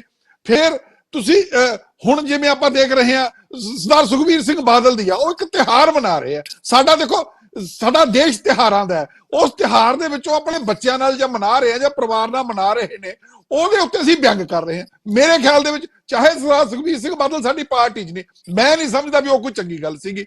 ਦੇਖੋ ਫਿਰ ਅਲਟੀਮੇਟਲੀ ਜਦੋਂ ਤੁਸੀਂ ਕਹਿੰਦੇ ਹੁੰਦੇ ਨਾ ਤਾਂ ਨਿਊਟਨ ਦਾ ਲਾਇਆ ਐਕਟ ਕਰੋਗੇ ਰਿਐਕਟ ਤਾਂ ਹੋਣਾ ਹੀ ਹੈ। ਫਿਰ ਦੇਖੋ ਵਿਰੋਧੀ ਵੀ ਵਿਧਾਨ ਸਭਾ ਦੇ on the floor of the house ਕਹਿਣਾ ਜਿਹੜਾ ਕਿ ਉਮਰ ਭਰ ਰਿਕਾਰਡ ਰਹਿਣਾ ਹੈ ਵੀ ਮੈਂ ਸੁਖਪਾਲ ਖਹਿਰਾ ਤੈਨੂੰ ਨਹੀਂ ਮੈਂ ਕੁਝ ਸਮਝਦਾ, ਮੈਂ ਤੇਰੀਆਂ ਗੱਲਾਂ ਦਾ ਜਵਾਬ ਹੀ ਨਹੀਂ ਦੇਣਾ, ਮੈਂ ਵਿਰੋਧੀਆਂ ਦਾ ਜਵਾਬ ਹੀ ਨਹੀਂ ਦੇਣਾ, ਵਿਰੋਧੀ ਸਾਰੇ ਚੋਰ ਨੇ। ਮੇਰੇ ਖਿਆਲ ਦੇ ਵਿੱਚ ਇਹ ਇੱਕ ਸਰਟੀਫਿਕੇਟ ਦੇਣਾ ਸਾਡੀ ਜਿਹੜੀ ਕੋਰਟ ਕਚਹਿਰੀਆਂ ਦਾ ਕੰਮ ਹੈ, ਕੌਣ ਚੋਰ ਹੈ ਕੌਣ ਨਹੀਂ ਚੋਰ ਹੈ ਉਹਦੇ ਤੇ ਪਰਚੇ ਕਰਨਾ ਤੁਹਾਡਾ ਕੰਮ ਹੈ। ਝੂਠਾ ਕਰੋ ਸੱਚਾ ਕਰੋ, ਕਰ ਰਹੇ ਹੋ ਜਿਸ ਕਿਸਮ ਦਾ ਵੀ ਕਰ ਰਹੇ ਹੋ ਕਰੋ, ਪਰ ਅਲਟੀਮੇਟਲੀ ਦਾ ਜਿਹੜਾ ਉਹਦਾ ਸਕਰੂਟਨਾਈਜ਼ ਹੈ ਉਹ ਤਾਂ ਸਾਡੀਆਂ ਕੋਰਟਾਂ ਨੇ ਕਰਨੀ ਹੈ। ਇਸ ਕਰਕੇ ਜਿਸ ਕਿਸਮ ਦੀ ਸ਼ਬਦਾਵਲੀ ਦੀ ਚੋਣ ਹੋ ਰਹੀ ਹੈ ਉਹਨੂੰ ਅਸੀਂ ਸੋਚਦੇ ਹਾਂ ਵੀ ਸਾਡੀ ਅਗਰੈਸਿਵ ਪੋਲਿਟਿਕਸ ਹੈ, ਉਹ ਮੇਰੇ ਖਿਆਲ ਦੇ ਵਿੱਚ ਬਹੁਤ ਵੱਡਾ ਸਾਡਾ ਸਮਾਜ ਦਾ ਵੀ ਨੁਕਸਾਨ ਕਰ ਰਹੀ ਹੈ, ਸਾਡੇ ਪੋਲਿਟਿਕਸ ਦਾ ਵੀ ਨੁਕਸਾਨ ਕਰ ਰਹੀ ਹੈ। ਦੇਖੋ ਤੁਸੀਂ ਕਰਨਾ ਕੁਝ ਨਹੀਂ, ਉਹ ਇੱਕ ਉਹੀ ਟੀਚਰ ਨੇ ਉਹ ਜਿਹੜੇ ਸਿੱਖਿਆ ਪ੍ਰੋਵਾਈਡਰ ਤੁਸੀਂ 4 ਵਾਰੀ ਪੱਕੇ ਕਰਤੇ, ਕਦੇ ਕਹਿੰਦੇ ਨੂੰ 8000 ਕਰਤਾ, ਕਦੇ ਕਹਿੰਦੇ ਨੂੰ 12000 ਕਰਤਾ, ਕਦੇ ਕਹਿੰਦੇ 7000 ਕਰਤਾ, ਕੀਤਾ ਇੱਕ ਵਾਰ ਵੀ ਨਹੀਂ। ਤੁਸੀਂ ਦੇਖੋ ਨਾ ਤੁਸੀਂ ਫਿਰ ਉਹਨੂੰ ਜਸਟੀਫਾਈ ਕਰਨ ਵਾਸਤੇ ਅਗਰੈਸਿਵ ਸ਼ਬਦਾਵਲੀ ਵਰਤਦੇ ਹੋ, ਉਹ ਇੱਕ ਵਾਰੀ ਵੀ ਰੈਗੂਲਰ ਨਹੀਂ ਹੋਏ। ਤੁਸੀਂ ਜੇ ਉਹ ਰੈਗੂਲਰ ਹੋਏ ਹੋਣ ਤਾਂ ਉਹਨਾਂ ਦੇ ਘੱਟੋ ਘੱਟ ਜਿਹੜੇ CSR ਦੇ ਰੂਲ ਤਾਂ ਲਾਗੂ ਹੋਣ, ਉਹਨਾਂ ਨੂੰ ਗ੍ਰੈਚੁਇਟੀ ਵੀ ਮਿਲੇ, ਉਹਨਾਂ ਨੂੰ ਪੈਨਸ਼ਨ ਵੀ ਮਿਲੇ। ਔਰ ਇਹ ਵੀ ਕਿਤੇ ਨਹੀਂ ਹੁੰਦਾ ਵੀ ਦੋ ਸਕੇਲ ਹੋਣ। ਜੇ ਹੁਣ ਤੁਸੀਂ ETT ਦਾ ਲਾ ਲਓ, ਇੱਕ ਟੀਚਰ ਦਾ 70,000 ਲਊਗਾ, ਇੱਕ ਲਊਗਾ 22,000। ਇਹ ਗੱਲਾਂ ਜਿਹੜੀਆਂ ਜੇ ਤੁਸੀਂ ਕੋਈ ਫੈਸਲਾ ਲੈਣਾ ਸੀ, ਮੈਂ ਕਹਿੰਦਾ ਤਨਖਾਹ ਵਧਾਈ ਹੈ, ਤੁਸੀਂ ਠੀਕ ਹੈ ਸੁਖਦੇਵ ਜੀ, ਬੁਲਾ ਕੇ ਲੈ ਲੈਂਦੇ। ਸੁਖਦੇਵ ਜੀ ਅੱਜ ਇਹ ਮੁੱਦਾ ਨਹੀਂ ਹੈਗਾ। ਮੁੱਦਾ ਆਪਾਂ ਖਾਸ ਤੌਰ ਤੇ ਜਿਹੜਾ ਆਪਾਂ ਕਹਿ ਰਹੇ ਵੀ ਜਿਹੜੇ ਗੰਭੀਰ ਮੁੱਦੇ ਆ ਉਹਨਾਂ ਦੇ ਉੱਤੇ ਗੱਲ ਨਹੀਂ ਹੋ ਰਹੀ ਹੈਗੀ, ਤੇ ਅਸੀਂ ਇੱਕ ਦੂਜੇ ਦੇ ਵਿਅੰਗ ਕਰ ਰਹੇ ਹਾਂ ਤੇ ਇੱਕ ਦੂਜੇ ਦਾ ਜਿਹੜਾ ਨਿੱਜੀ ਜੀਵਨ ਆ ਉਹਨੂੰ ਨੰਗਾ ਕਰ ਰਿਹਾ। ਗੋਸ਼ਾ ਜੀ, ਇਹ ਜੋ ਕੁਝ ਵੀ ਚੱਲ ਰਿਹਾ ਹੈ, ਜਿਹੜੀ ਸਿਆਸਤ ਦੇ ਵਿੱਚ ਚੱਲ ਰਿਹਾ ਹੈ, ਇਸ ਨੂੰ ਤੁਸੀਂ ਕਿਸ ਸੰਦਰਭ 'ਚ ਦੇਖ ਰਹੇ ਹੋ? ਦਰਸ਼ਕ ਜੀ, ਵੈਸੇ ਤਾਂ ਗੁਰੂ ਨਾਨਕ ਸਾਹਿਬ ਕਹਿੰਦੇ ਆ ਮੂਰਖਾਂ ਨਾ ਲੁੱਝੀ ਹੈ, ਮੂਰਖਾਂ ਨਾਲ ਲੁੱਝਣਾ ਹੀ ਨਹੀਂ ਚਾਹੀਦਾ। ਪਰ ਭਗਵੰਤ ਮਾਨ ਜੀ ਮੂਰਖ ਨਹੀਂ ਹੈ, ਭਗਵੰਤ ਮਾਨ ਜੀ ਬਹੁਤ ਸਿਆਣੇ ਹੈ। ਉਹ ਕਿਉਂ ਕਰ ਰਹੇ ਮੈਂ ਦੱਸਣ ਲੱਗਾ ਕਿ ਕੇਜਰੀਵਾਲ ਸਾਹਿਬ ਨੇ ਪਹਿਲਾ ਮੁੱਦਾ ਸ਼ੁਰੂ ਤੋਂ ਬਣਾਇਆ, ਕੋਈ ਪਾਰਟੀ ਨਹੀਂ ਛੱਡੀ, ਮੋਦੀ ਸਾਹਿਬ, ਸੋਨੀਆ ਗਾਂਧੀ ਜੀ, LG, ਹਰ ਜਗ੍ਹਾ ਤੇ ਟਕਰਾਵ ਰੱਖਿਆ। ਉਸੇ ਰਣਨੀਤੀ ਭਗਵੰਤ ਮਾਨ ਜੀ ਨੇ ਪਹਿਲਾਂ ਸ਼ੁਰੂ ਕੀਤਾ, ਕੈਪਟਨ ਸਾਹਿਬ, ਫਿਰ ਕੀਤਾ ਗਵਰਨਰ ਸਾਹਿਬ, ਫਿਰ ਕੀਤਾ ਚੰਨੀ ਸਾਹਿਬ, ਫਿਰ ਕੀਤਾ ਵਰਸਸ ਚੱਲ ਰਿਹਾ, ਵਰਸਸ ਚੰਨੀ ਜੀ, ਮਜੀਠੀਆ ਸਾਹਿਬ, ਖਹਿਰਾ ਸਾਹਿਬ, ਜਾਖੜ ਸਾਹਿਬ, ਮਨਪ੍ਰੀਤ ਬਾਦਲ ਸਾਹਿਬ ਤੇ ਹੁਣ ਸੁਖਬੀਰ ਸਿੰਘ ਬਾਦਲ ਸਾਹਿਬ। ਇਹ ਚੱਲ ਕਿਉਂ ਰਿਹਾ? ਮੇਨ ਮੁੱਦੇ ਤੇ ਚੱਲਣਾ ਹੈ ਚਾਹੀਦਾ, ਕਿਉਂਕਿ ਪੰਜਾਬ ਇੱਕ ਗੰਭੀਰ ਸਟੇਟ ਹੈ, ਪੰਜਾਬ ਦੇ ਮੁੱਦੇ ਬਹੁਤ ਜ਼ਿਆਦਾ ਆ। ਪੰਜਾਬ ਨੂੰ ਅਗਲੀ ਕਤਾਰਾਂ 'ਚ ਲੈ ਕੇ ਜਾਣਾ ਸੀ, ਕਿਉਂਕਿ 17ਵੀਂ ਕਤਾਰ 'ਚ ਚੱਲਦਾ ਪਿਆ। ਉਹ ਇਸ ਕਰਕੇ ਕਿਉਂਕਿ ਭਗਵੰਤ ਮਾਨ ਜੀ ਨੇ ਸੁਪਨੇ ਦਿਖਾਏ ਸੀ, ਕੇਜਰੀਵਾਲ ਸਾਹਿਬ ਨੇ ਸੁਪਨੇ ਦਿਖਾਏ ਸੀ ਵੀ ਪੰਜਾਬੀ ਏਦਾਂ ਕਰਨਗੇ, ਪੰਜਾਬੀਆਂ ਨੂੰ ਲੱਗਦਾ ਸੀ ਰਾਮ ਰਾਜ ਆ ਜਾਏਗਾ, ਗੁਰੂਆਂ ਵਾਲਾ ਸਾਡਾ ਪੰਜਾਬ ਵਾਪਸ ਆ ਜਾਏਗਾ, ਰੰਗਲਾ ਪੰਜਾਬ ਬਣ ਜਾਏਗਾ। ਪਰ ਉਹਨਾਂ ਨੂੰ ਪਤਾ ਇਹ ਵਾਅਦੇ ਅਸੀਂ ਪੂਰੇ ਨਹੀਂ ਕੀਤੇ ਜਾ ਰਹੇ। ਹੁਣ ਤੇ ਰੋਜ਼ ਇਹ ਵਰਸਸ ਚੱਲ ਰਿਹਾ। ਇਹ ਵਰਸਸ ਇਸ ਕਰਕੇ ਚੱਲ ਰਿਹਾ ਕਿਉਂਕਿ ਜਦੋਂ ਆਪਾਂ ਏਦਾਂ ਦਾ ਬਿਆਨ ਦੇ ਦਿੰਦੇ ਆ ਤੇ ਨੈਚੁਰਲੀ ਗੱਲ ਆ ਵੀ ਜਿਹੜਾ ਦੂਜੇ ਪਾਸੇ ਵੀ, ਵੈਸੇ ਤਾਂ ਦੂਜੇ ਪਾਸੇ ਨਹੀਂ ਸ਼ੁਰੂ ਹੋਣਾ ਚਾਹੀਦਾ। ਸਿੱਧੂ ਸਾਹਿਬ ਨੇ ਵੀ ਵਿਧਾਨ ਸਭਾ 'ਚ ਕਿਹਾ ਸੀ, ਓਏ ਗੈਂਗਸਟਰਾ, ਓਏ ਗੈਂਗਸਟਰਾ, ਚੱਲ ਬਾਹਰ, ਚੱਲ ਬਾਹਰ। ਇਹ ਤੁਹਾਨੂੰ ਵੀ ਯਾਦ ਹੋਣਾ, ਇਹ ਨਹੀਂ ਇਸ ਤੋਂ ਪਹਿਲਾਂ ਨਹੀਂ ਹੋਇਆ। ਸ਼ਰਮਾ ਜੀ ਨੇ ਗੱਲ ਕੀਤੀ ਵੀ ਪਹਿਲਾਂ ਨੈਤਿਕਤਾ ਪਹਿਲਾਂ ਵੀ ਮਾੜੀ ਸੀ। ਜਦੋਂ ਮੁੱਦਿਆਂ ਤੋਂ ਭਟਕਾਣਾ ਹੁੰਦਾ ਨਾ, ਉਹ ਇਦਾਂ ਦਾ ਕੰਮ ਕਰ ਲੋ। ਜੇ ਮਹਾਭਾਰਤ ਹੋਈ ਆ ਉਹ ਵੀ ਬੋਲ ਕਬੋਲ ਕਰਕੇ ਹੋਈ ਹੈ, ਜੇ ਰਮਾਇਣ ਹੋਈ ਆ ਉਹ ਵੀ ਬੋਲ ਕਬੋਲ ਕਰਕੇ ਹੋਈ, ਜੇ ਔਰੰਗਜ਼ੇਬ ਦੇ ਮੁਗਲਾਂ ਵੇਲੇ ਟਾਈਮ ਮਾੜਾ ਹੈ ਨਾ, ਉਹ ਵੀ ਬੋਲ ਕਬੋਲ ਕਰਕੇ ਹੀ ਹੋਇਆ। ਤੇ ਇਹ ਕੀ ਰੱਬ ਕੀ ਕਰਦਾ? ਕਹਿੰਦੇ ਲੱਤ ਨਹੀਂ ਮਾਰਦਾ, ਮੱਤ ਮਾਰਦਾ। ਅੱਜ ਇਹਨਾਂ ਦੀ ਮੱਤ ਮਾਰੀ ਪਈ ਹੈ। ਇਹ ਉਸ ਕਰਕੇ ਸਮਝਦੇ ਵੀ ਅਸੀਂ ਮੁੱਦਿਆਂ ਤੋਂ ਭਟਕਾ ਦਾਂਗੇ ਤੇ ਪੰਜਾਬ ਦੇ ਮੁੱਦੇ ਖਤਮ ਹੋ ਜਾਣਗੇ। ਦਰਸ਼ਕ ਜੀ, ਗੰਭੀਰ ਮੁੱਦਾ ਕੀ ਹੈ? ਅੱਜ ਦੀ ਡੇਟ 'ਚ ਹੜ੍ਹਾਂ ਦੀ ਸਥਿਤੀ 'ਚ ਪਿੰਡਾਂ ਦੇ ਪਿੰਡ ਰੁੜ ਗਏ। ਉਹਦੇ ਵਿੱਚ ਅੱਜ ਖੇਤਾਂ ਦੇ ਵਿੱਚ ਜਦੋਂ ਹੜ੍ਹ ਖਤਮ ਹੋ ਰਹੇ ਕਿਤੇ ਤੇ ਉਹਦੇ ਖੇਤਾਂ ਦੇ ਵਿੱਚ ਗਾਰ ਜੰਮੀ ਹੋਈ ਆ। ਅਸੀਂ ਗਾਰ ਕਿੱਦਾਂ ਕੱਢਣੀ, ਅਗਲੀਆਂ ਬਿਮਾਰੀਆਂ ਤੋਂ ਕਿੱਦਾਂ ਬਚਣਾ, ਅਸੀਂ ਕਰਨਾ ਚਾਹੀਦਾ ਸੀ। ਅੱਗੋਂ ਸਾਡੇ ਕਿਸਾਨਾਂ ਦਾ ਕੀ ਸਿਸਟਮ ਚੱਲੂਗਾ, ਉਹਨਾਂ ਨੂੰ ਕਿੱਦਾਂ ਆਪਾਂ ਇਸ ਮੁਆਵਜ਼ਾ ਲੈ ਕੇ ਜਾਵਾਂਗੇ, ਇੱਥੇ ਕੰਮ ਚੱਲਣਾ ਸੀਗਾ। ਅਸੀਂ ਦੇਖਣਾ ਸੀ ਪੰਜਾਬ 'ਚ ਨਸ਼ੇ ਨਾਲ ਰੋਜ਼ ਮੌਤਾਂ ਹੋ ਰਹੀਆਂ। ਮਾਛੀਵਾੜੇ ਦੇ ਜੰਗਲਾਂ 'ਚ ਜੇ ਤੇ ਗੁਰੂ ਸਾਹਿਬ ਇਕੱਲੇ ਰਹਿ ਕੇ ਵੀ ਚੜ੍ਹਦੀ ਕਲਾ 'ਚ ਰਹੇ ਆ, ਉੱਥੇ ਮੌਤ ਹੋ ਗਈ। ਸਾਡੇ ਮੁੱਦੇ ਤਾਂ ਨਸ਼ੇ ਦਾ, ਸਾਡਾ ਮੁੱਦਾ ਕਰਪਸ਼ਨ ਦਾ ਆ, ਸਾਡਾ ਮੁੱਦਾ ਬੇਰੋਜ਼ਗਾਰੀ ਦਾ ਆ, ਸਾਡਾ ਮੁੱਦਾ ਆ ਵੀ ਪੰਜਾਬ ਨੂੰ ਅੱਗੇ ਕਿੱਦਾਂ ਲੈ ਕੇ ਜਾਣਾ। ਪਰ ਇਹ ਮੁੱਦਿਆਂ ਤੇ ਗੱਲ ਨਹੀਂ ਹੋ ਰਹੀ। ਭਗਵੰਤ ਮਾਨ ਜੀ ਰੋਜ਼ ਨਵੀਂ ਇੱਕ ਤਾਰ ਛੇੜ ਦਿੰਦੇ ਆ, ਡਿਬੇਟਸ ਉਹਦੇ ਉੱਤੇ ਸਿਮਟ ਕੇ ਰਹਿ ਜਾਂਦੀ ਹੈ ਤੇ ਜਿਹੜਾ ਮੁੱਦਾ ਖਤਮ ਹੀ ਹੋ ਜਾਂਦਾ। ਹੁਣ ਇਹਦਾ ਮਤਲਬ ਭਗਵੰਤ ਮਾਨ ਜੀ ਕੇਜਰੀਵਾਲ ਚਾਹੁੰਦਾ ਹੀ ਨਹੀਂ ਵੀ ਮੁੱਦਿਆਂ ਤੇ ਕੰਮ ਕਰਨਾ, ਕਿਉਂਕਿ ਉਹ ਭੱਜਦੇ ਪਏ ਆ। ਅੱਜ ਭੱਜਣ ਨਾ, ਭਗਵੰਤ ਮਾਨ ਜੀ ਨੂੰ ਭੱਜਣ ਨਹੀਂ ਦੇਣਾ। ਮੈਂ ਫਿਰ ਬਾਰ-ਬਾਰ ਦਰਸ਼ਕ ਜੀ ਕਹਿਣਾ ਨਾ, ਪੰਜਾਬੀ ਜਿੰਨਾ ਪਿਆਰ ਕਰਦਾ ਨਾ, ਕਿਉਂਕਿ ਇਹਨਾਂ ਨੂੰ ਬਹੁਤ ਪਿਆਰ ਦਿੱਤਾ, ਉਹ ਇਸ ਕਰਕੇ ਦਿੱਤਾ, ਪਹਿਲੀਆਂ ਪਾਰਟੀਆਂ ਤੋਂ ਫੈਟਅਪ ਸੀਗੇ। ਮੈਂ ਸ਼ਰੇਆਮ ਕਹਿਣਾ ਫੈਟਅਪ ਸੀਗੇ। ਉਸ ਫੈਟਅਪ ਦੇ ਵਿੱਚ ਇਹਨਾਂ ਨੇ ਉਹ ਰਾਜਨੀਤੀ ਕੀਤੀ, ਪਰ ਉਸ ਰਾਜਨੀਤੀ ਦਾ ਰਿਜ਼ਲਟ ਨਹੀਂ ਨਿਕਲ ਕੇ ਆ ਰਿਹਾ। ਤੇ ਮੈਂ ਜਿਹੜੇ 92 ਜਿੱਤੇ ਨਾ, ਉਹ ਵੀ ਪੰਜਾਬੀ ਪੁੱਤ ਹੀ ਜਿੱਤੇ, ਮੈਂ ਪੰਜਾਬ ਤੋਂ ਬਾਹਰ ਨਹੀਂ ਅੱਗੇ ਜਿੱਤੇ। ਇਸ ਕਰਕੇ ਉਹਨਾਂ ਨੂੰ ਬੇਨਤੀ ਕਰਾਂਗਾ, ਘੱਟੋ ਘੱਟ ਅੱਜ ਲੋਕਾਂ ਦੀਆਂ ਉਮੀਦਾਂ ਤੇ ਖਰਾ ਉਤਰੋ। ਇਹ ਬਾਰ-ਬਾਰ ਮੌਕੇ ਨਹੀਂ ਮਿਲਦੇ। ਜੇ ਤੁਸੀਂ ਅੱਜ ਵੀ ਖਰਾਬ ਕਰੋਗੇ, ਦੇਖੋ 1.5 ਸਾਲ ਸਾਡਾ ਖਰਾਬ ਹੋ ਚੁੱਕਾ ਪੰਜਾਬ ਦਾ ਕਰਜ਼ਾ ਵੀ ਵੱਧ ਗਿਆ, ਪੰਜਾਬ ਦਾ ਨਸ਼ਾ ਵੀ ਵੱਧ ਗਿਆ, ਪੰਜਾਬ 'ਚ ਬੇਰੋਜ਼ਗਾਰੀ ਵੀ ਵੱਧ ਗਈ, ਪੰਜਾਬ ਦੀਆਂ ਸੜਕਾਂ ਸਾਰੀਆਂ ਟੁੱਟੀਆਂ ਪਈਆਂ, ਤੁਸੀਂ ਸ਼ਹਿਰਾਂ ਦੇ ਅੰਦਰ ਵੜ ਨਹੀਂ ਸਕਦੇ। ਇਹ ਹਾਲਾਤ ਸਹੀ ਕਿੰਨੇ ਕਰਨੇ? ਲੋਕ ਬਹੁਤ ਸਿਆਣੇ ਨੇ। ਜੋ ਕੁਝ ਤੁਸੀਂ ਕਰਦੇ ਹੋ, ਜੋ ਕੁਝ ਸ਼ੋਸ਼ੇਬਾਜ਼ੀ ਛੱਡਦੇ ਹੋ, ਉਹ ਇੱਕ ਅੱਧੇ ਦਿਨ ਤਾਂ ਚੱਲ ਸਕਦੀ ਆ, ਪਰ ਜਿਹੜੇ ਗੰਭੀਰ ਮੁੱਦੇ ਨੇ ਉਹ ਤਾਂ ਉਸੇ ਤਰੀਕੇ ਨਾਲ ਬਰਕਰਾਰ ਨੇ। ਨਸ਼ਾ ਜਿਉਂ ਦੀ ਤਿਉਂ ਚੱਲ ਰਿਹਾ ਹੈ, ਉਸੇ ਤਰੀਕੇ ਨਾਲ ਅੱਜ ਕੱਲ ਹੜ੍ਹਾਂ ਦੀ ਸਮੱਸਿਆ ਬਹੁਤ ਹੈ। ਗੌਰਵ ਜੀ, ਤੁਸੀਂ ਸਮਾਜ ਦੇ ਵਿੱਚ ਵਿਚਰਦੇ ਹੋ, ਜਿਹੜੀ ਇਹ ਸ਼ਬਦਾਵਲੀ ਅੱਜ ਕੱਲ ਸਿਆਸਤਦਾਨ ਵਰਤ ਰਹੇ ਨੇ, ਉਸ ਦਾ ਪ੍ਰਭਾਵ ਕੀ ਹੈ ਸਮਾਜ ਦੇ ਉੱਤੇ? ਉਹ ਸਭ ਤੋਂ ਪਹਿਲਾਂ ਤਾਂ ਇੱਕ ਚੇਅਰ ਦੀ ਗਰਿਮਾ ਹੁੰਦੀ ਹੈ। ਚਾਹੇ ਭਗਵੰਤ ਮਾਨ ਜੀ ਕਲਾਕਾਰ ਰਹੇ ਹੋਣ, ਚਾਹੇ ਸਿੰਗਰ ਰਹੇ ਹੋਣ, ਚਾਹੇ ਕੋਈ ਖਿਡਾਰੀ ਰਹੇ ਹੋਣ, ਪਰ ਜਦੋਂ ਮੁੱਖ ਮੰਤਰੀ ਬਣ ਗਏ, ਉਹ ਇੱਕ ਜ਼ਿੰਮੇਵਾਰ ਵਿਅਕਤੀ ਹੋ ਗਏ, ਇੱਕ ਮੋਹਤਬਾਰ ਜਿਹੜੇ ਸਟੇਟ ਨੂੰ ਚਲਾਉਣ ਵਾਲੇ ਜ਼ਿੰਮੇਵਾਰ ਨਾਗਰਿਕ। ਸੋ ਉਹਨਾਂ ਨੂੰ ਸ਼ਬਦਾਵਲੀ ਦਾ ਵੀ ਧਿਆਨ ਰੱਖਣਾ ਪਏਗਾ ਤੇ ਪਲੱਸ ਕਿਸੇ ਤੇ ਨਿੱਜੀ ਹਮਲਾ ਕਰਨਾ, ਕਿਉਂਕਿ ਉਹਨਾਂ ਦੀ ਜ਼ਿੰਮੇਵਾਰੀ ਹਰ ਇੱਕ ਆਪਣੇ ਸੂਬੇ ਦੇ ਸਿਟੀਜ਼ਨ ਪ੍ਰਤੀ ਵੱਧ ਜਾਂਦੀ ਹੈ।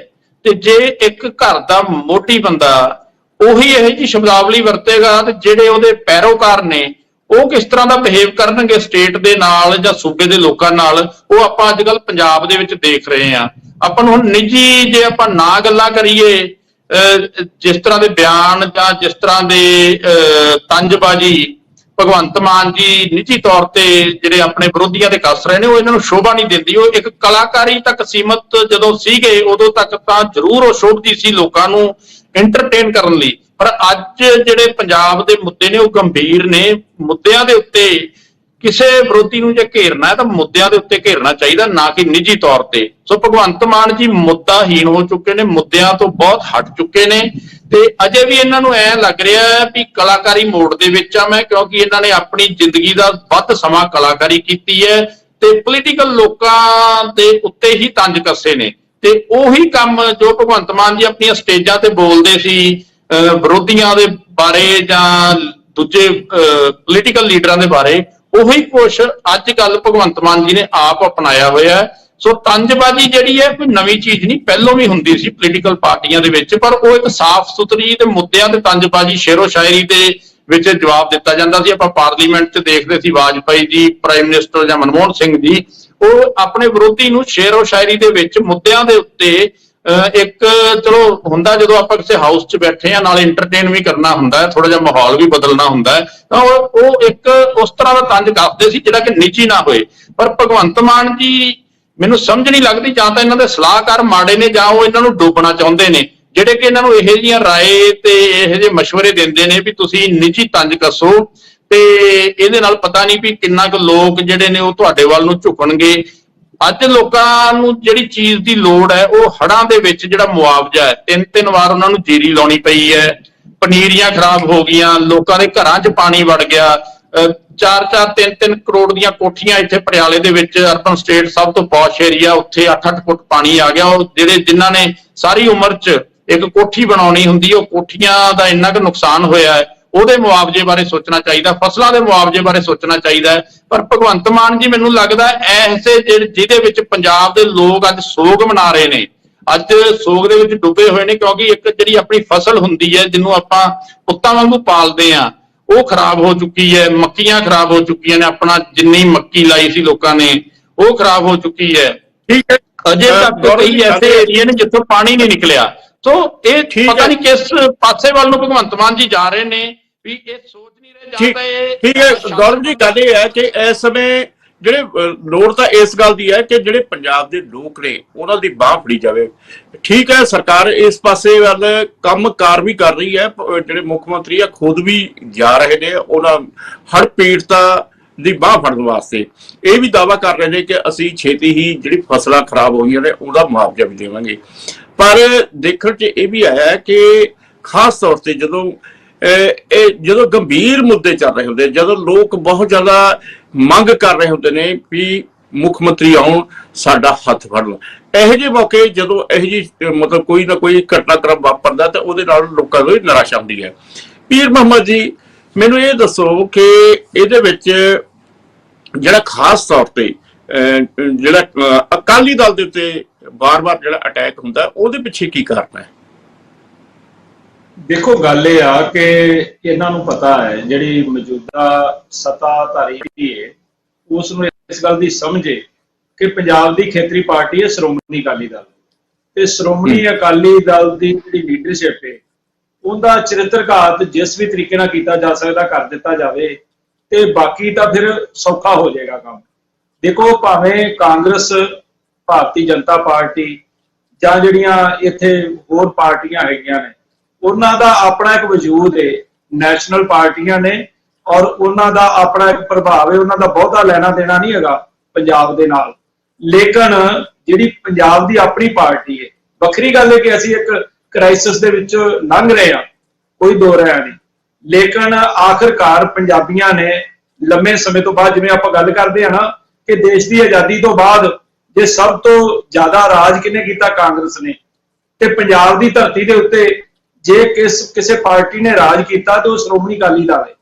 ਵੱਖਰੀ ਗੱਲ ਹੈ ਕਿ ਭਾਰਤੀ ਜਨਤਾ ਪਾਰਟੀ ਨਾਲ ਵੀ ਹੱਥ ਮਿਲਾ ਕੇ ਸਮੇਂ-ਸਮੇਂ ਗੱਠਜੋੜ ਹੁੰਦਾ ਰਿਹਾ, ਲੇਕਿਨ ਆਖਰਕਾਰ ਜਿਹੜਾ ਸ਼੍ਰੋਮਣੀ ਅਕਾਲੀ ਦਲ ਹੈ ਉਹ ਪੰਜਾਬ ਦੀ ਖੇਤਰੀ ਪਾਰਟੀ ਹੈ ਔਰ ਲੋਕਾਂ ਦੀਆਂ ਨਸਾਂ ਦੇ ਵਿੱਚ, ਜਿਵੇਂ ਆਪਾਂ ਕਹਿੰਦੇ ਹਾਂ ਖੂਨ ਚੱਲਦਾ, ਇਸ ਤਰ੍ਹਾਂ ਰਗਾਂ ਦੇ ਵਿੱਚ ਪੰਜਾਬੀਆਂ ਦੇ ਰਗਾਂ ਦੇ ਵਿੱਚ ਆਪਣੀ ਪਾਰਟੀ ਪ੍ਰਤੀ ਇੱਕ ਵੱਖਰੀ ਸਮਰਪਿਤ ਭਾਵਨਾ ਹੈ।